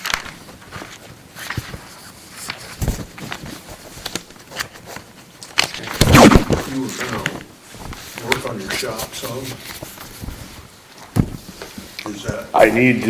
We need to do something with the Blairstown maintainer shed, probably the biggest outside. And the question that needs to be decided is to whether to replace that structure at its location or whether a different location would work better. So where's a different location? A thought that has crossed my mind more than once, and I'm not sure if it would be ideal or not, but the city of Luzerne, town of Luzerne is nearly the same, or nearly right smack dab between the Blairstown and Belle Plaine motor grader districts. The shed that we have in Belle Plaine is on the south side of the railroad tracks. It does not have sewer to that building. We have a septic tank in it. And it's just the immediate lot the size of that building. And would it be worth considering building a structure for 2 motor graders and doing that in the Luzerne area, and the Belle Plaine operator would go west and the Blairstown operator would go east? Makes some sense, doesn't it? Mm-hmm. Not all motor grader district sheds are located in the middle or near the middle of their district, so it was kind of whatever, a spot that seemed to work, or somebody in the rural area that was willing to sell off an acre to put that out back in the 70s when the county was trying to get all of the machines into a heated building just to help with winter and life of the equipment. Sure. As well as some security. South edge of Belle Plaine isn't anywhere near in the middle of his district. No. So where's that in the budget? There's $100,000 right now, Okay. about the last or second to last item on page 8. I think there's a $100,000 item that's there at the moment. You know, that would take care of probably replacing the Blairstown shed, but it would not cover if we were to do a double structure. Well, it would make sense, I would think, because if you're gonna build a new shed, it would make sense, you could, if you combined them, because you could reduce the costs individually if you put both graders in one shed. So the Blairstown location does involve more land, that sometimes we do store some waste material that we use on other projects. But that area has also flooded a few times over the last 30 years, that if you're gonna replace the structure at that location, you'd want to elevate it, because it would not be ideal to leave it where it is. So would you sell the Blairstown location then? Is that what you're thinking? Probably not. Just keep it? Mm-hmm. And then if you had some riffraff or whatever you use, I mean, broken concrete we have stored there and reused it. We've got some ground asphalt sitting there right now, but particularly patching concrete roads, it's been an ideal place in southern Benton County to store that there. And then we've used it at washouts and other areas that need repair work done at culvert bridge locations. And we haven't had to buy rubble from the quarry that way. it would make sense just to keep it. And if it got underwater, what's the big deal? It goes down, in a day or so, and you can get at it. Can we move on?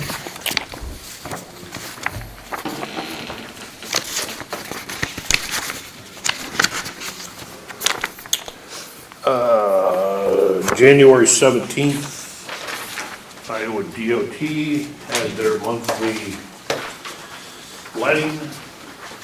Benton County had 2 bridges in that letting. The first one that came up was a bridge replacement.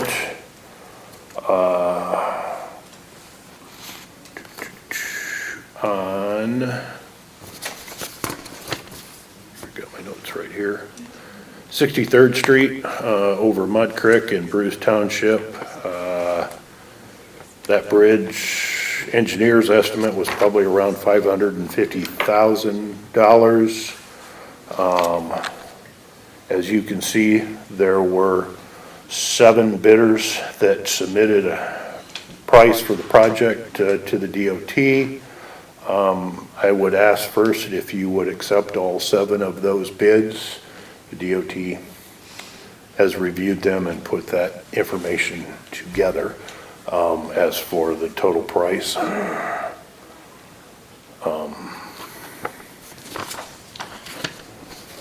I guess I'd move that we accept these 7. I'll second it. Okay. Been moved and seconded. Call for vote. Primer, aye. Seaman, aye. Deershank, aye. of those 7, Boulder Contracting LLC, $482,882.40 was the lowest bid. They're a contractor located in Grundy County that has done a fair amount of work in Grundy County that I hear nothing of concern about. I know that the individual that operates Boulder Contracting got some experience, number of years of experience working for PCI, or Peterson Contractors, and those 2 contractors tend to have a bidding war sometimes in Grundy County, and they get a wonderful price up there. I'm not sure if that's exactly what happened here when you look at who the first and second bidders are, but I would recommend that we award the contract to Boulder Contracting LLC for that amount. Is there a I'll motion? make a motion to accept Boulder Contracting bid of $482,882.40. Second. Okay. That's been moved and seconded. Call for vote. Primer, aye. Seaman, aye. Deershank, aye.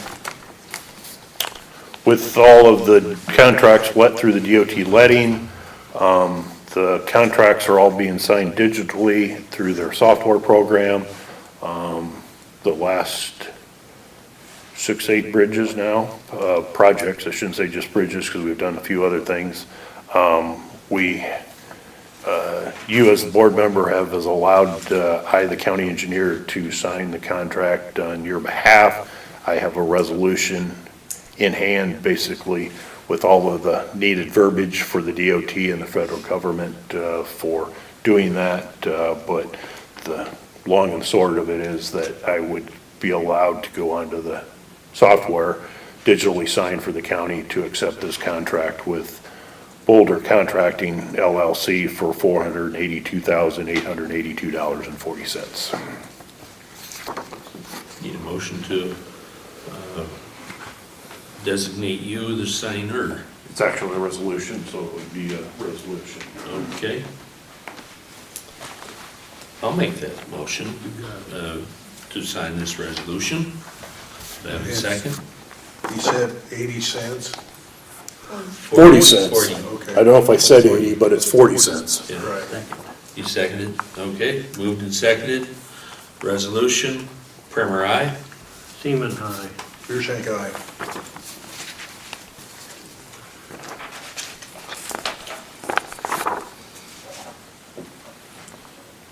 You got that resolution, right? Yep.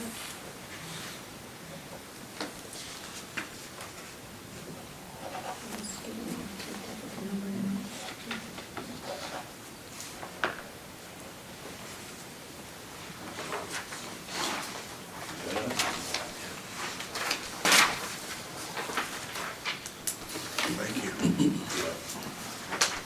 Benton County also had another bridge in that January letting, 17th letting. This bridge was on 21st Street Drive. I think it's still over the same Mud Creek, a little bit larger structure. Engineer's estimate on that was $750,000. There were 6 bidders that submitted bids for that project for that location in the January letting. In front of you, you have those 7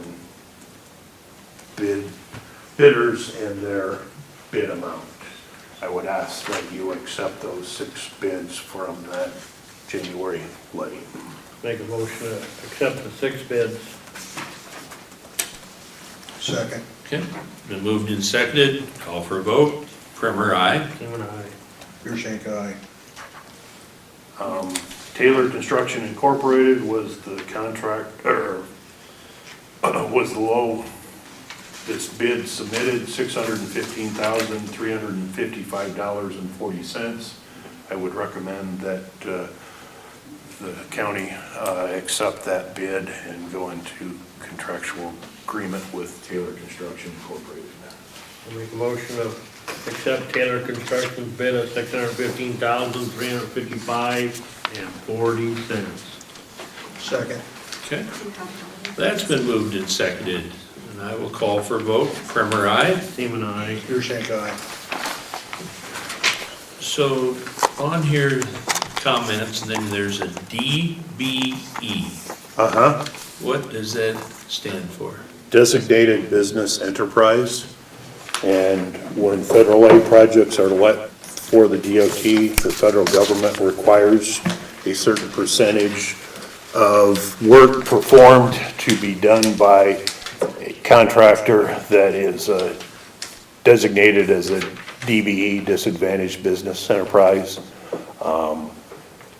Taylor Construction is owned by females, so they are 100% DBE aspect. Otherwise,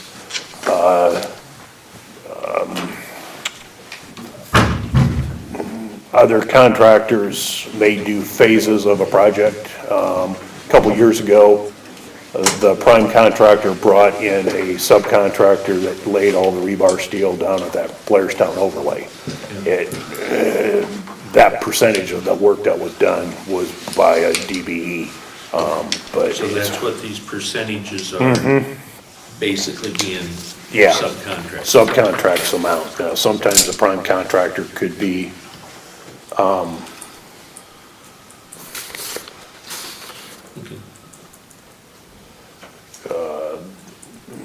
a DBE, otherwise if they are not, then they are doing some of the subcontracted work by a firm that's, and they submit that work for the DBE aspect, but there's a certain percentage of work that's got to be performed by a DBE each year.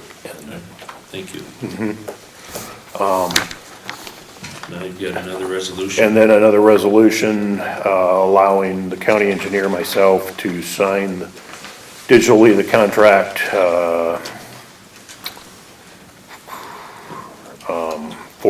with Taylor Construction for the $615,355.40. Is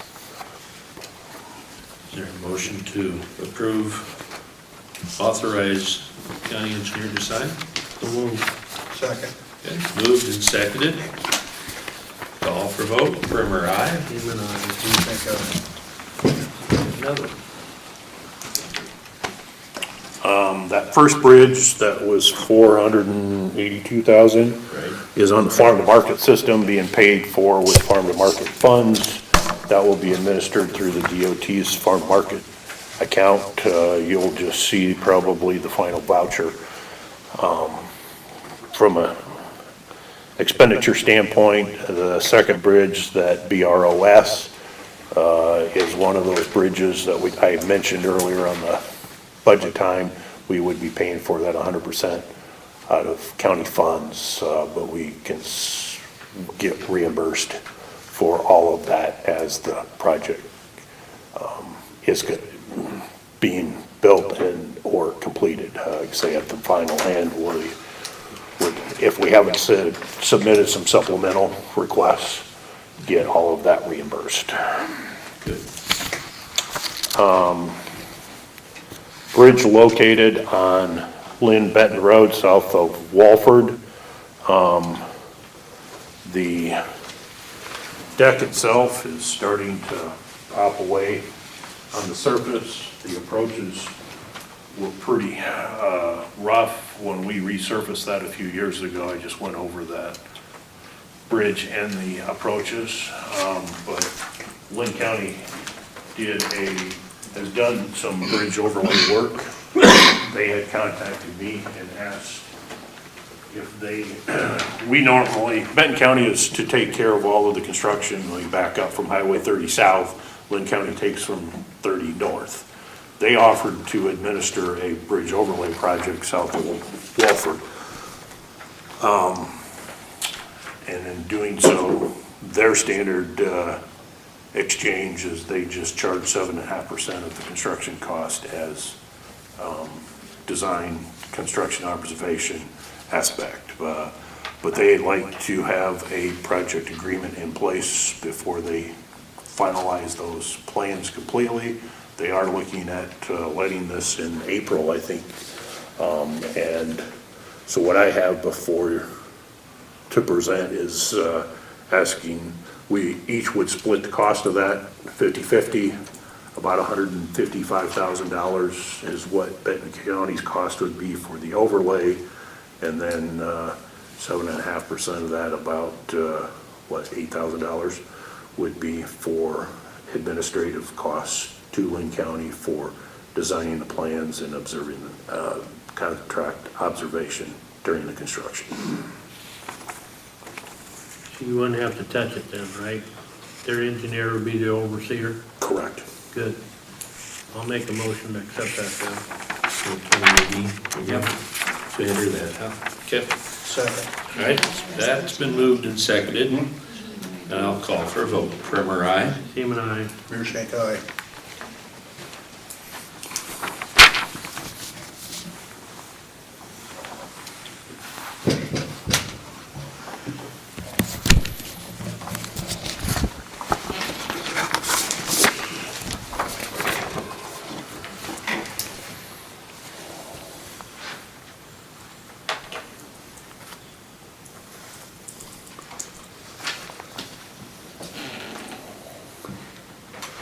Bridge on 17th Avenue, south of Tom Kaiser's, talked about it a couple times. Property owner on the west side of the road is a corporation called Farmland Reserve, officed in Utah. So it's been a little bit of back and forth trying to get a hold of everybody there, but just Monday, I think it was, or Tuesday of last week, I finally got their signed purchase agreement back to me. there was 1,700 of an acre that we were purchasing from that property owner. $1,702.13. And then there was 800ths of an acre of temporary easement needed for that construction, $160.20.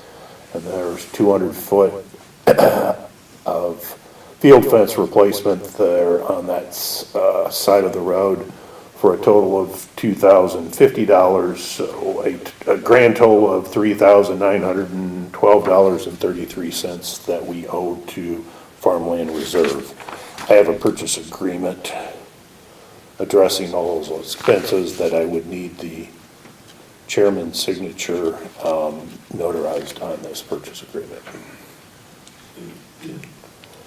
Can I get a motion to authorize my signature on the My purchase? question is, on this bridge, the land that you're purchasing, Correct? 5-10 years down the road, we still got it, right? The permanent easement we have for perpetuity, or however you say that, I can't even spit that out well, but it's, I mean, with the shaping of the roadway and the project, all of that area will be disturbed, impacted, and have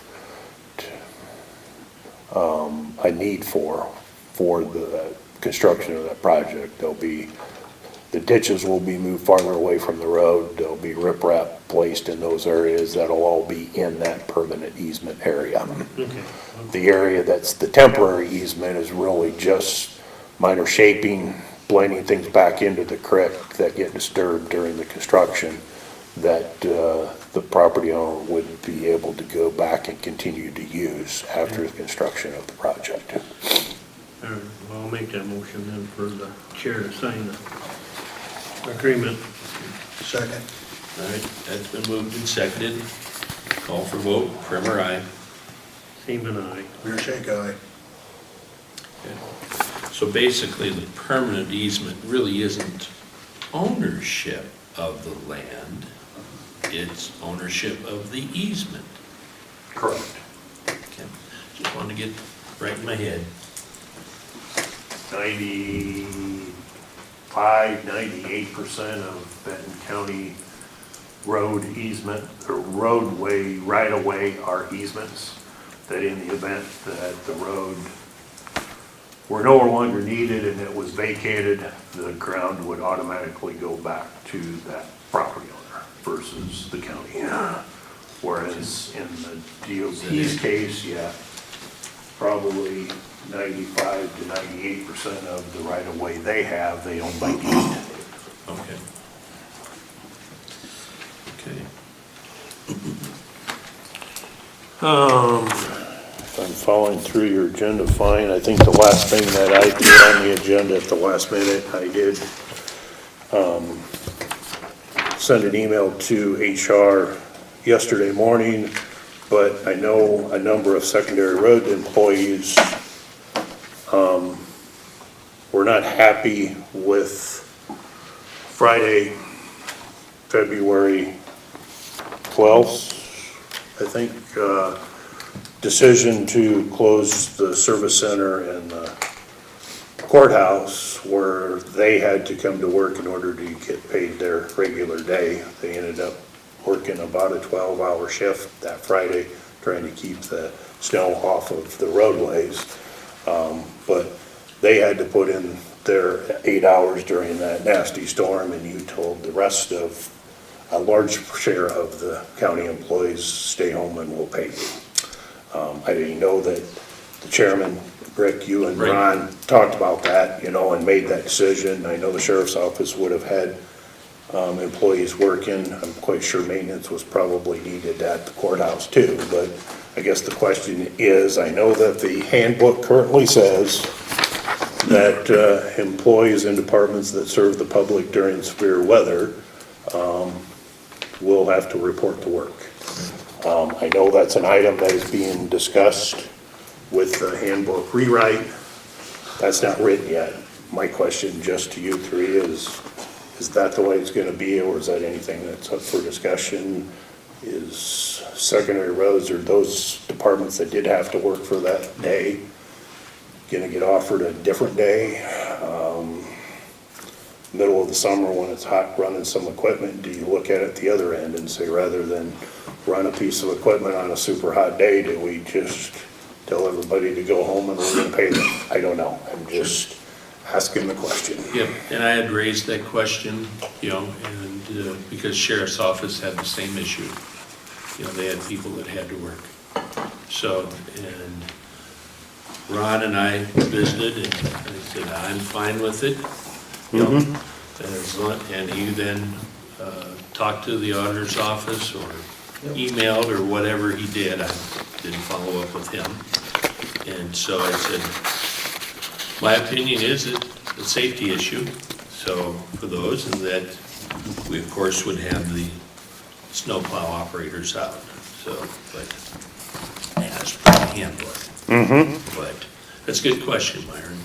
I guess you have to kind of kick that around, just go see if they're giving a different day or what. If we do that, we'd also have to go with the sheriff's office. Yeah, I would want you to treat all of the departments impacted the same way, but, you know, at the same time, those departments that worked and were impacted aren't being treated the same way as the departments that were told to stay home. Sure. And so I asked that there be some consideration given to that. I don't know what that might be, you know, I throw that out, you know, a hot day, but I mean, it could just be some comp time, you know, equal to, or, you know, like I said, day off, I don't know. And maybe it's nothing. The handbook is the handbook at the moment, and that's what it says, but at the same time, I do feel that's something that doesn't treat all of the departments equally in that aspect. I will say this, those guys did a great job. The snow was tough. It's tough to move. We plugged our snow blower several times. I mean, it was heavy. They did a great job. Yeah. As far as myself, you know, visiting with the sheriff, it was his recommendation that, you know, for safety purposes, would follow the handbook. Those individuals would have to come in. But from there, he really didn't feel it was necessary to potentially risk other people traveling. So travel was not advised. It came up from the safety standpoint as we've issued all sorts of things saying, if you don't have to be out, please stay home. We thought it didn't make good sense to bring people in that for the day we could have stay home. Sure. Just Yep. purely safety. But that's a very good point, Myron. I think we're gonna have to look at it. So we got all the maintainers back online, or some of them still down? We still got a couple down. Would get their parts or something? Yeah, I mean, it's breakdowns that either could have been coincidental this time at the moment or not, but I know at one point during that storm, we had all 4 spare machines operating. Some of it was, you know, minor stuff, just doing some services, trying to keep on top of that. But I know with some of this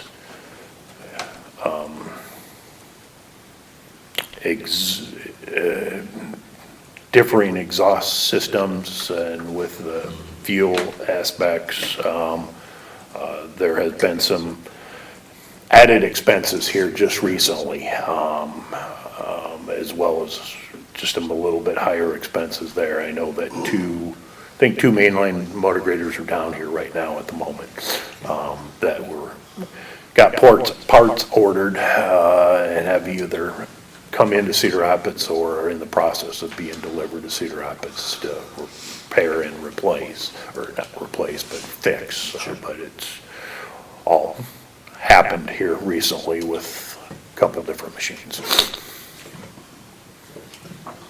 Very good. That's all I had. If you have any other questions? Good. Grace is in her office. She was the, oh, no, she isn't. I'm sorry. That's okay. Blended in there on my blind spot. Okay, well, I have extra copies of things here. So the top page is going to be expenditures, the second is going to be revenues, and then the third is just my update for you guys. There's some copies. Thank you.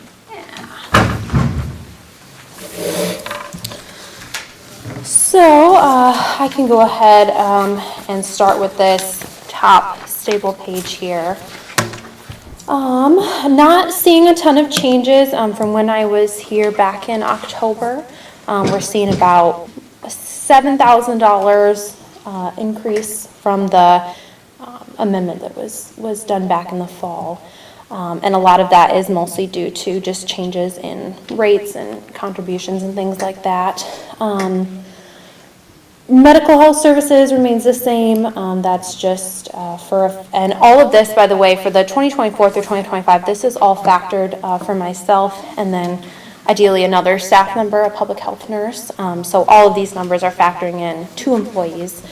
So medical health services, just those physicals, yearly physical, that $90,000 will remain the same from previous years. I know 2023, 2024 was a little bit different, so that will remain the same. Salaries, the $77,319 and 59 cents. That's my base salary with the anticipated 3% increase. And then the line after that, the $60,450, that is the base salary for our eventual new hire registered nurse. Kind of going through the $2,000 for the temp and part-time wages for disease investigation. That would be on the instance that if both myself and another staff member were unable to respond and complete a disease investigation, that we could have that contracted out. Obviously, that is kind of still pending, with the Board of Health situation, but that's kind of for that $2,000. General office supplies, obviously, with the start of this new department, have had to order a lot of new supplies. I mean, we didn't even really have pens, pencils, binders, things like that. But that will remain pretty consistent. Kind of same with furniture, no changes there. Postage and mailing, the 500 remains the same. So far there hasn't been any activity for this year, just because we haven't really done any large send outs, but I'm hopeful with the start of the next fiscal year. Obviously we'll be communicating more with patients or just community members in general to be notifying them of our services. So that's why there hasn't really been any activity for that for this year. Mileage and travel, that's $68.22. That is, looks like it was about the same as when I was here in the fall. Again, that's factoring in myself and another staff member. A lot of the mileage is coming from either A, going to trainings, or B, doing our school and child care audits, just because we're driving throughout the county to do that. Phone services, again, that's factoring for myself and another employee.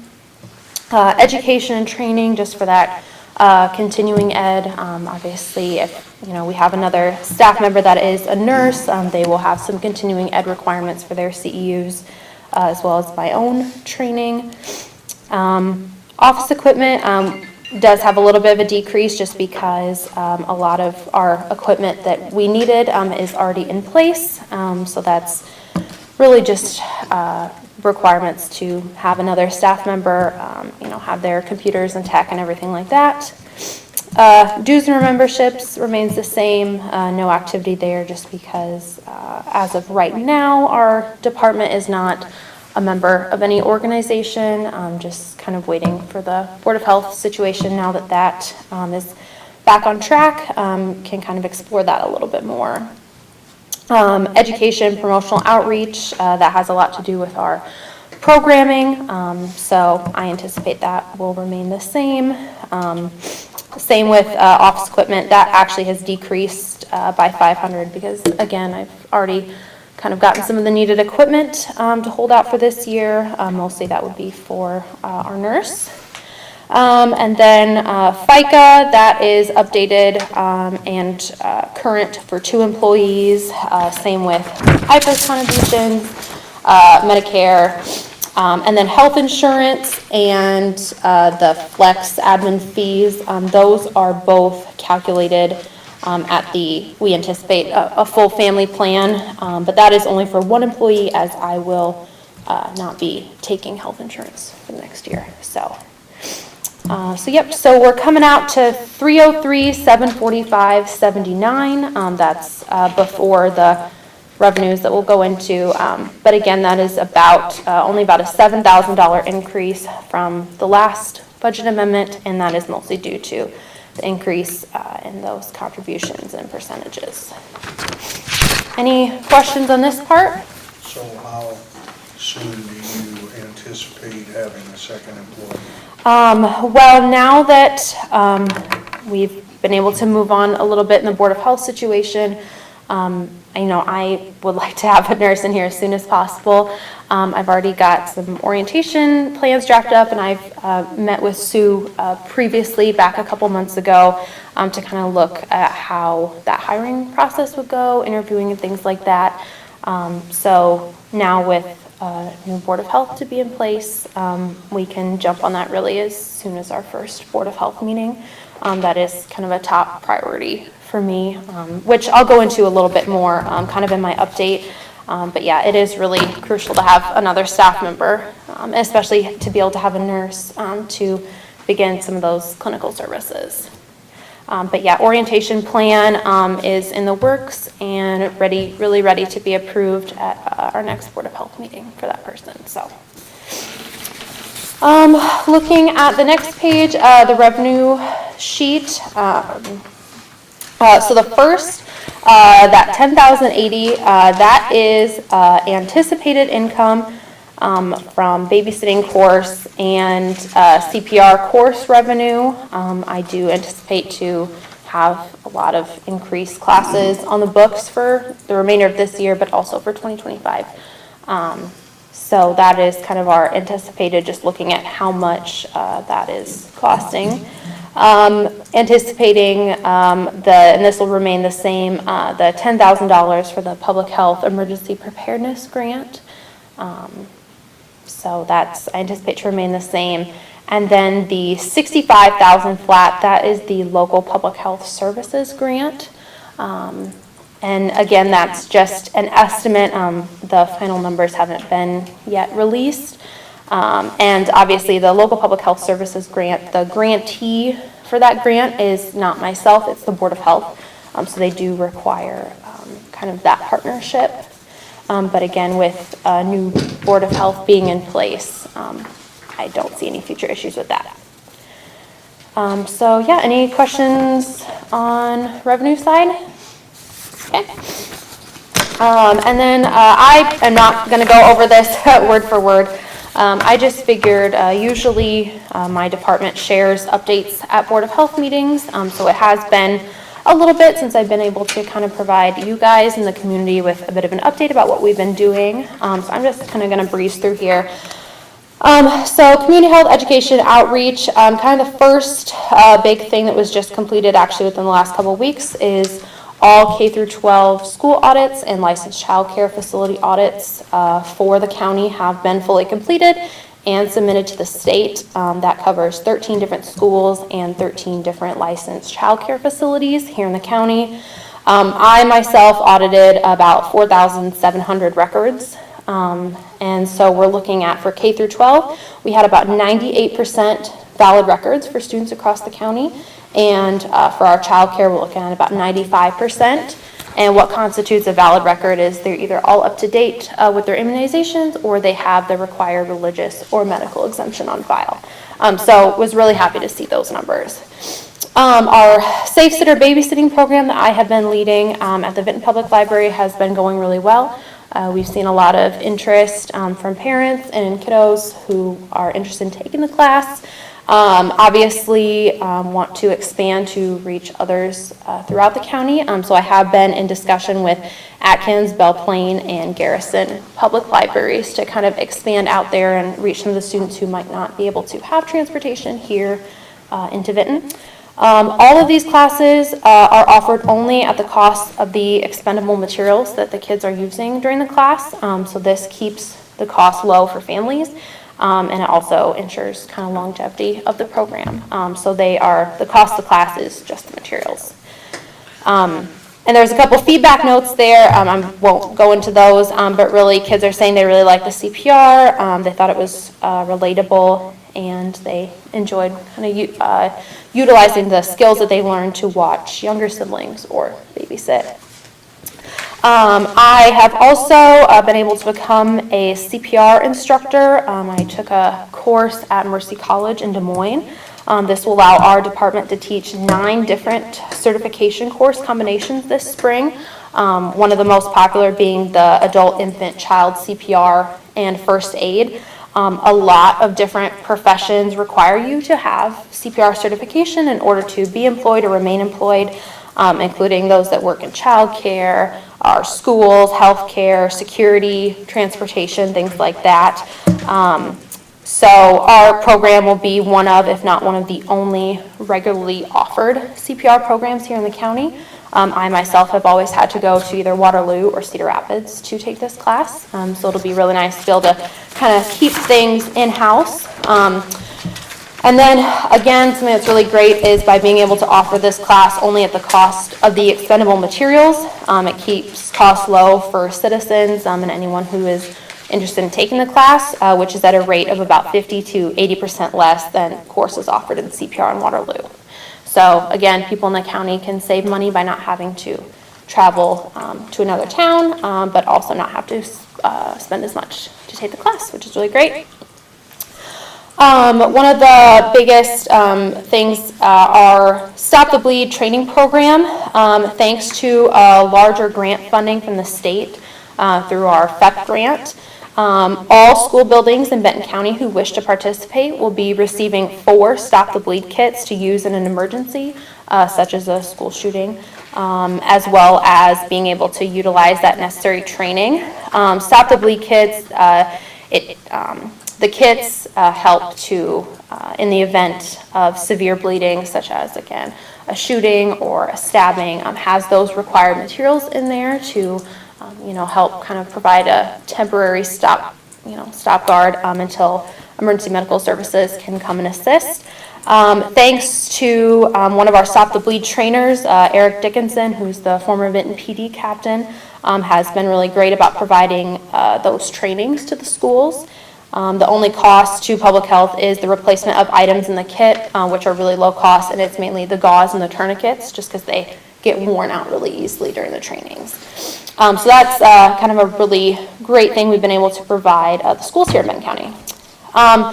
Starting this spring, I will be certified to be the Certified Child Passenger Safety Tech program. This is for those who might be new to car seats, parents, grandparents, guardians, anyone who's nannying, babysitting, those utilizing like a new car seat system. Maybe they're switching from an infant to a booster seat, something like that, rear facing to forward facing. So that training, thanks to funding from the Iowa Governor's Traffic Safety Bureau, that $95 training fee is completely waived, which is really great. So we'll be able to offer those car seat checks to anyone who either wants to stop by and just wishes to have their seat checked, or to offer a community-wide event. And any of those events or individual one-on-one education will be 100% free. Our respirator, so Public Health has a port account respirator fit tester system that can be used by a licensed RT to ensure proper fit of masks for anyone that might wear masks or systems for their job. This includes SCBAs, so for our firefighters, the PAPRs, which is like a hood system that healthcare workers use, as well as gas masks. and this system is OSHA approved. So once these materials are calibrated and we have a contract in place with a licensed RT here in the county, that service would again be free of charge to any individuals or organizations. Really just trying to increase our stockpile of community supplies. You can see there working with a couple different groups to see how we might be able to have resources and kind of begin stocks of items to have here in-house. And then I've also ordered just a large stockpile of health education materials that can be given out at any time or at any events. I have spent a lot of time doing trainings over the past couple months, most of which has been emergency preparedness. Many of these trainings are free, and any others are able to be submitted towards our FEP grant, which is that Public Health Emergency Preparedness Grant. Those are just some of the trainings I've completed, and then have also completed the youth mental health first aid training back in the fall. Grants, we are on track with our FEP grant for this year. Again, this provides the cost of emergency preparedness trainings, the time spent taking the training, mileage, reimbursement for the time doing our monthly Health Alert Network radio tests, mileage to meetings and things like that. We're also on track with our local public health services grant for this year. Reimbursement is currently on hold from October to present, again due to the Board of Health being the grantee, but with a new Board of Health being in place, I anticipate that will resume very quickly. So again, this grant for FY24 was $62,363, and 100% of that is being directed towards reimbursement of my salary. Again, don't know the numbers yet fully for 25. And then lastly, so for the departmental structure, I know we touched on this, but there really is a need to be able to hire a public health nurse for Benton County, and this has already been budgeted for FY25. Not only for the non-clinical aspects, just your regular day-to-day, your disease investigation, help with teaching and training, but also on-call coverage. Since I started, I am on call 24/7, so we really do have a need to have another individual in the department. But also being able to hire a nurse can really get going with the clinical aspects, mainly the implementation of vaccine programming and administration, including our Vaccines for Children program, which the state helps provide resources and education on that. So that is a really big program that we have not yet been able to start, but once we do, I anticipate we'll see a lot of kids coming through the door, as well as just kind of general immunization requirements. I also would like to be able to have the availability of those walk-in blood pressure clinics. You know, if you're feeling off, I want you to be able to come in, get your blood pressure checked in and out. So I would love to be able to have a nurse to be able to do that and just provide yet another free service to the community. And just really the ordering of just more health instruments and health supplies and being able to have an expert who can order those. Kind of one of the largest things I did want to discuss is there is an increasing need for another option for public health office space, as well as vaccine and exam space. My current office will not support an additional staff member long-term, especially with our storage needs. My office is quickly becoming a storage overflow, and it will not currently support vaccine or exam space, not only to just lack of square footage in my office, but also the fact that if you go in there, the walls don't go all the way up to the ceiling. So if you are in my office, even with the door shut, and maybe you're discussing personal health or you're getting your immunization services, anyone standing at the door can hear all of that. So not only is there not space to do so, but even just private one-on-one conversations, especially about maybe sensitive matters, are not really private, which obviously does, that there's a need for that. We're also already storing a lot of supplies downtown in emergency management's garage, and some of our largest items, including our large drive-through tent and other public health, community health supplies, is still being stored up at the storage, or at the garage across the street from Virginia Gay. So I just would really like to be able to review options, in collaboration with you guys, the auditor's office, and our new Board of Health, to see, what our options are. I don't know what that looks like, whether that's purchasing or renting space or reconfiguring space. But currently, my office would not be able to support any of those vaccine or exam services as it stands. And then lastly, I'm just continuing to work on more departmental policies and procedures that can be reviewed and approved by the Board of Health once they're all in place and good to go. And that includes department orientation, getting those mission and vision statements aligned, confidentiality, emergency procedures, things like that. So those are kind of my updates as it stands. Any questions? No? Awesome. Well, thank you guys very much. And yeah, if you have any questions, feel free to swing by my office afterwards. Thank you. Grace, could you give me a copy of your update? What's that? Could you give me a copy of your update? Yes.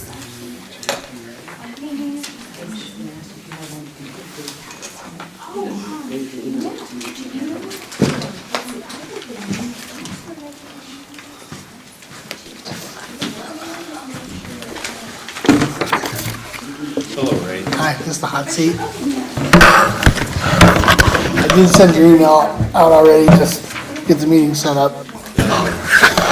So,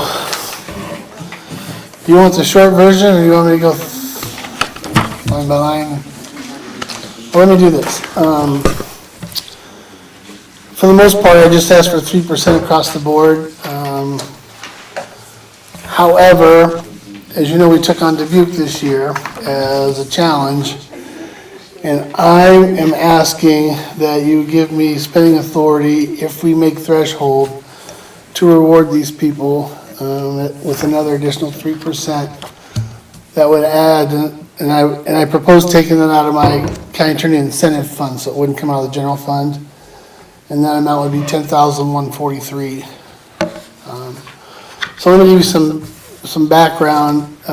We made threshold in Benton, Bramer, and Tama pretty quick. So we've been bringing in money for the county, I think in Bramer we made it in 45 days from July 1st. Dubuque, we had to start with nothing. I don't know if you know how it works, but when you get a new county, they send you a list on day one, and you have to go through and find those people and start collecting. So it was mid-August before we started seeing any money coming in from Dubuque. So as of last Friday, basically 5 months, we've collected a total in Dubuque of $293,284.77 or 76 cents in that 5 months, and 155 of that, $155,022 is threshold money. So if we did that in 5 months, I'm pretty confident we're gonna, by the time we get to the end of this 5 months, we're gonna be about 310,000. So we're gonna make it, it looks like. So I would like the spending authority to reward the ladies for that. Overall, collections year to date, we've collected $954,451.33 to date. That's what we collected in the 4 counties. So we're doing really well. I'm really pleased. I don't know if you've stopped down there, but it's a little bit of a sweatshop almost. I mean, they work really hard, those ladies do. One of the reasons I'm asking for this spending authority is because I have 3 people who missed all these big raises in the past. I have 3 people who make less than an assistant manager at McDonald's and less than you authorized for those 2 part-time employees this morning. So I think it's a reasonable request. They're still going to be making less per hour than the part-timers, but at least I can say, that we recognize how hard they worked and give them this 3% additional.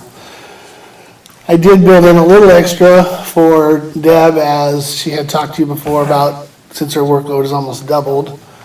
So I built in $5,000 for her, and then Elena, as you told her last January, if she got some training, and you would recognize that, and she went to the National Leadership Conference with me, so I built in $1,000 in the salary for her. I mean, I gotta say, I'm really, really thrilled with the work product. Elena and Kelsey are just amazing young ladies. They work really hard. I mean, they're drafting and filing documents in court, and they're doing everything. And, you know, we're doing a lot of garnishments in Dubuque County, and that's how we're really making the money. And that's not an easy process, learning how to do garnishment. So, and Kelsey, she's been with us since July, but wow, is she a great worker. So I have nothing but praise. Lori can talk about the small changes I made in other non-employee wages areas. Yeah, so I think all of the salaries that are on our budget currently are with a 3% raise. We added 1,500 to the information technology software. I don't know if Ray, you want to talk about the Polk County Marketplace? We are in negotiations with Polk County to purchase their collection software program, and the first 6 months is essentially free, and we don't have a price for the second 6 months, so we built in $1,500. We may not need even a third of that, it sounds like, because they built this in-house, so they don't have an outside vendor to pay. So we're kind of excited about that, because right now, Deb has a spreadsheet that's got about 280,000 entries on it, so keep our fingers crossed. And then I think the only other change is for legal and court related, we added 1,000 to that. Just for growth. I think That's it? Yep, so pretty straightforward. And if you want breakdowns for collections, Benton County, we've collected year-to-date $192,057. Bremer, we've collected $234,183. And Tama, we've collected $234,925. $234,925 in Tama, so we're doing really well.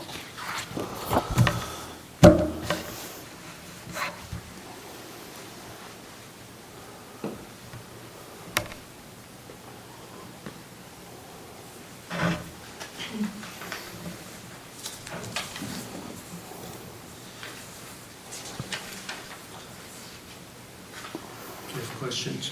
I don't have anything. It looks good. Are you okay with me using incentive fund if they get there for the 10,143? That account, just so you know, currently the balance is, oh, I got it written somewhere. $36,724.75.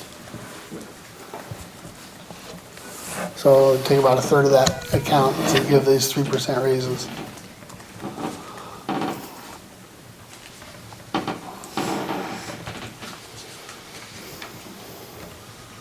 I don't have a problem with it. You?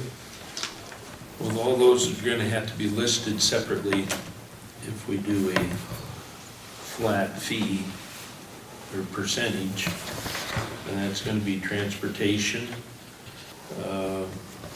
you know, because he declined his, but wanted to pass it on to, I'm sorry, I'm bad with names. Jessica, thank you.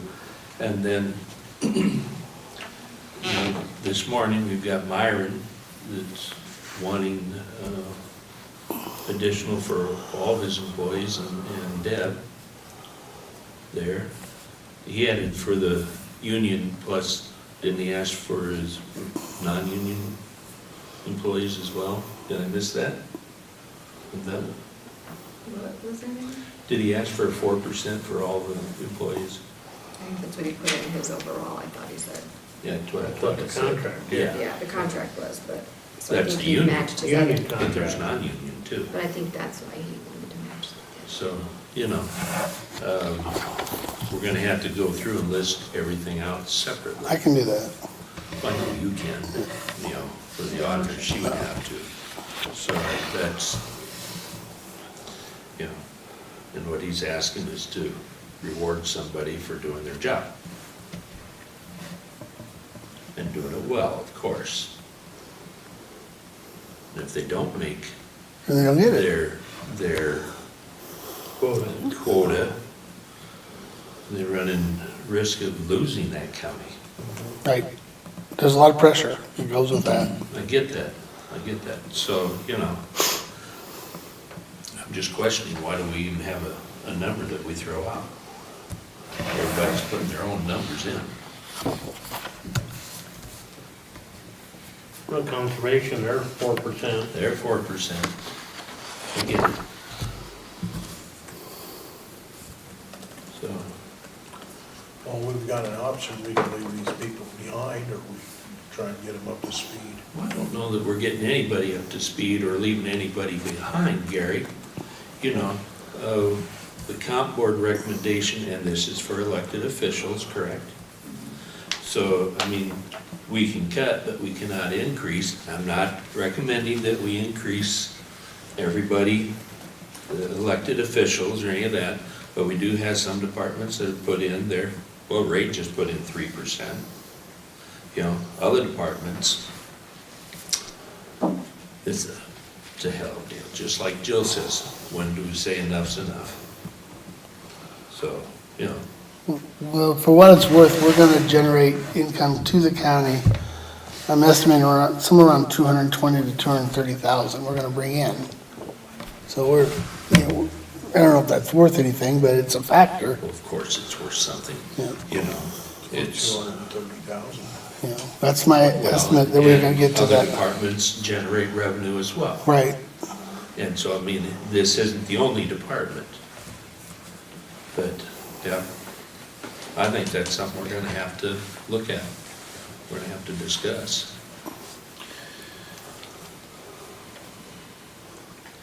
So can I just make it clear, on the budget you have in front of you, we did 3% for everybody, except for Deb and Elena. Correct. Right. And Elena was part of an agreement to get some training, Right. et cetera.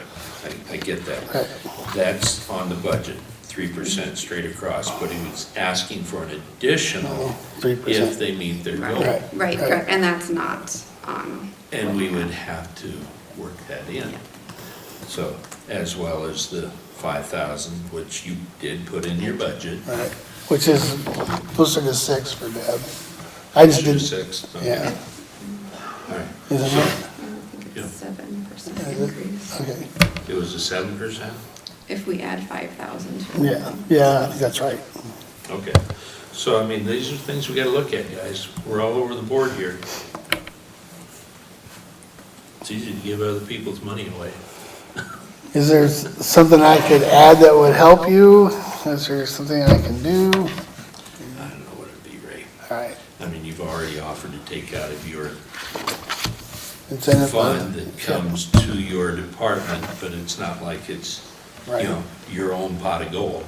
And I don't treat it that way. Exactly. And I know the sheriff doesn't treat his that way either. So, but, okay. But these numbers are better than I thought they would be. They really are. I'm really pleased. Good. Okay. That's a direct result of the employees. All right, so I'm done? Thank you, Ray. Thank you.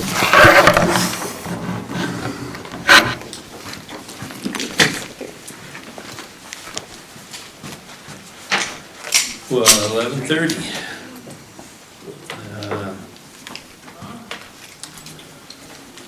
We can basically, according to the information Joe gave us, we can't necessarily act on the comp board's recommendation officially. We can discuss it and give an intent, which is what Haley would like to have, correct? Well, in all these departments, yeah, so they Yeah. can play around with the numbers again. And this is what the comp board's recommendation was for the elected officials. That what, the way we've done it is necessarily wrong, like Ray said, you can interpret it both ways. Because we include that in our budget amendment, or our budget adoption. Okay. If you act today on that resolution, I include that resolution in our budget hearing notice, so you have to address it again. Okay, But sure. And this is just for the elected officials, correct? right, that's the one that's for the budget requirement. Right. The other ones you can do whatever. The other one, we just give a kind of a guideline, yeah, it's, Or you'd have to, if you're gonna individualize them out, yeah, you need to specifically say it. so what are you thinking?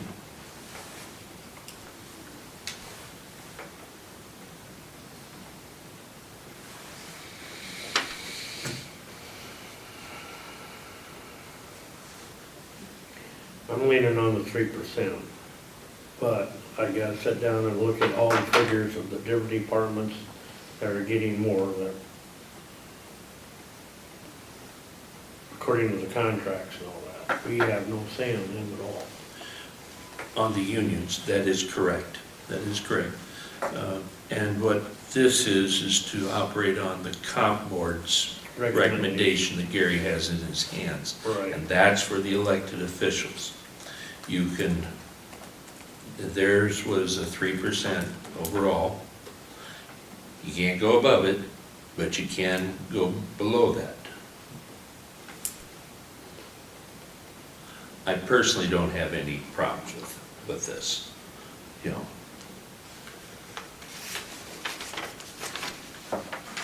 And it gives everybody else a guideline that they've been using of 3%.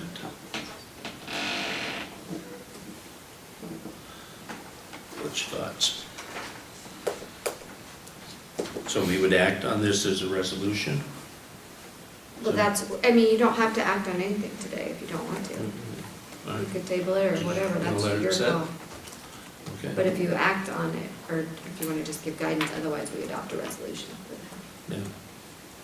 So, I think you guys are wanting to set on this? On table? I would. Okay. Is that a motion? Yes, it is. Okay. All right. Been moved and seconded to table this. Call for vote. Primer, aye. Seaman, aye. Mearshak, aye. Is this something we can hash out, like at least give guidance though, because of that maximum amount we have to do? Yeah, well, I think we're probably okay with 3% overall, unless it's a union scenario. A union has 4% or whatever. Does your union have 4 or 2? 4. 4? Okay.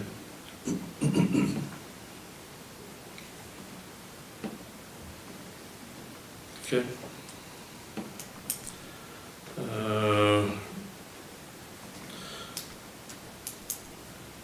So item 15 is to discuss or act on pay increases for non-elected and non-union and non-commissioned, non-contracted employees.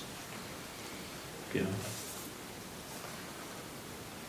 So that indication, you know, just to give them a vibe here. Are you looking at 3? Are you looking at 20? What are you looking at?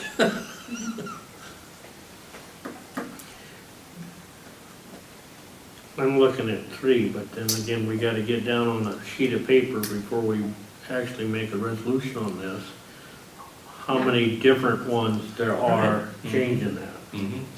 Yeah, because you don't want to do it and leave somebody out. Correct. If that's what we're doing. Correct. I just put it on because you asked me to last week, so. That's Yeah, fine, yeah, that's fine. Yeah, well, you were wanting to get some sort of, Well, we've got the Farm Bureau next week. yeah, We've got to start finalizing that for our, okay. that's- And see, we need to have the list or the names of the different ones that are. And I'm sure Haley could get that around for us. Yeah, transportation's one of them, he's not taking a raise, but he's he's giving giving. his 3% to that person. Yes, And then you just heard, I think today's was isolated. And that's the only other one I could think of. Because you asked everybody along the way, I think most put 3%. yes, Yeah, I there's think only so. a So I think it couple. was just transportation and attorney's office that was singling out. Engineer's office. Well, he was going with his. He asked for 6% for Deb. Okay, yeah, for her, yeah. So, you know, that's how easy it is to Yep. miss somebody. Well, and I was multitasking. Well, of course. Yeah, I mean, I figured those folks in my office, well, it's Karen, we've got one, at 4%.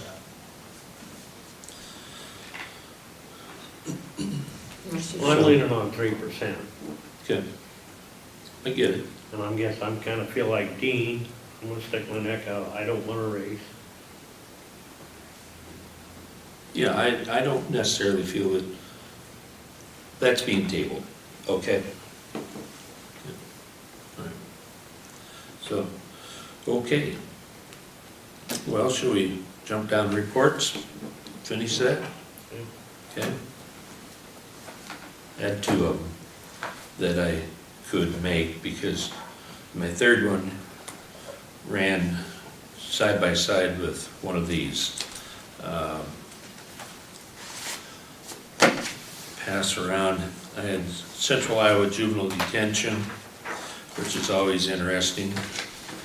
And we are well over budget there. And so I'll pass this so you can see it. First page is going to show where we are and what the budget is. Then it's going to go on here. And I did, Haley, ask for that. Yep, You got that, didn't you? Yep. 'Cause Okay, he didn't have them draft, or he had the draft invoice, but he never pursued it, so. Okay. So here's this. And here is what Benton County number of bed days, which we've never had, in my experience, being on here for 7 years, never had it that high. But that's just some FYI stuff for you. The other one I had was Heartland. And Haley, I've got some information for you I'll give you after the meeting. Yeah, here. that's what Judy said. Yeah, so, okay. I will state that there is one thing we gave permission for was there is another group looking to perhaps go through, they wanted to get a quote on their property coverage. If we would bring them in, it could possibly reduce our costs because they're so large.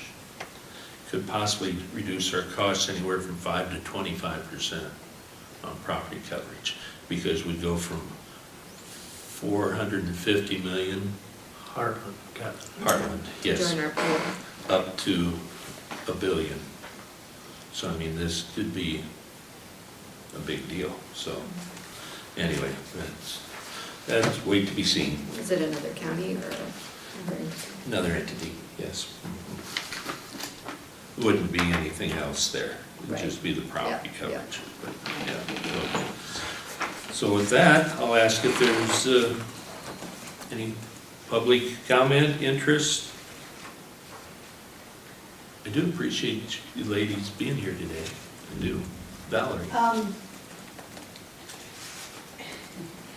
This last, when the temperatures dropped to crazy low temperatures, it was brought to my attention that one of our supervisors had posted on their Facebook page a cartoon with a guy and he's hanging under a witch's shirt. It says, oh yeah, definitely colder.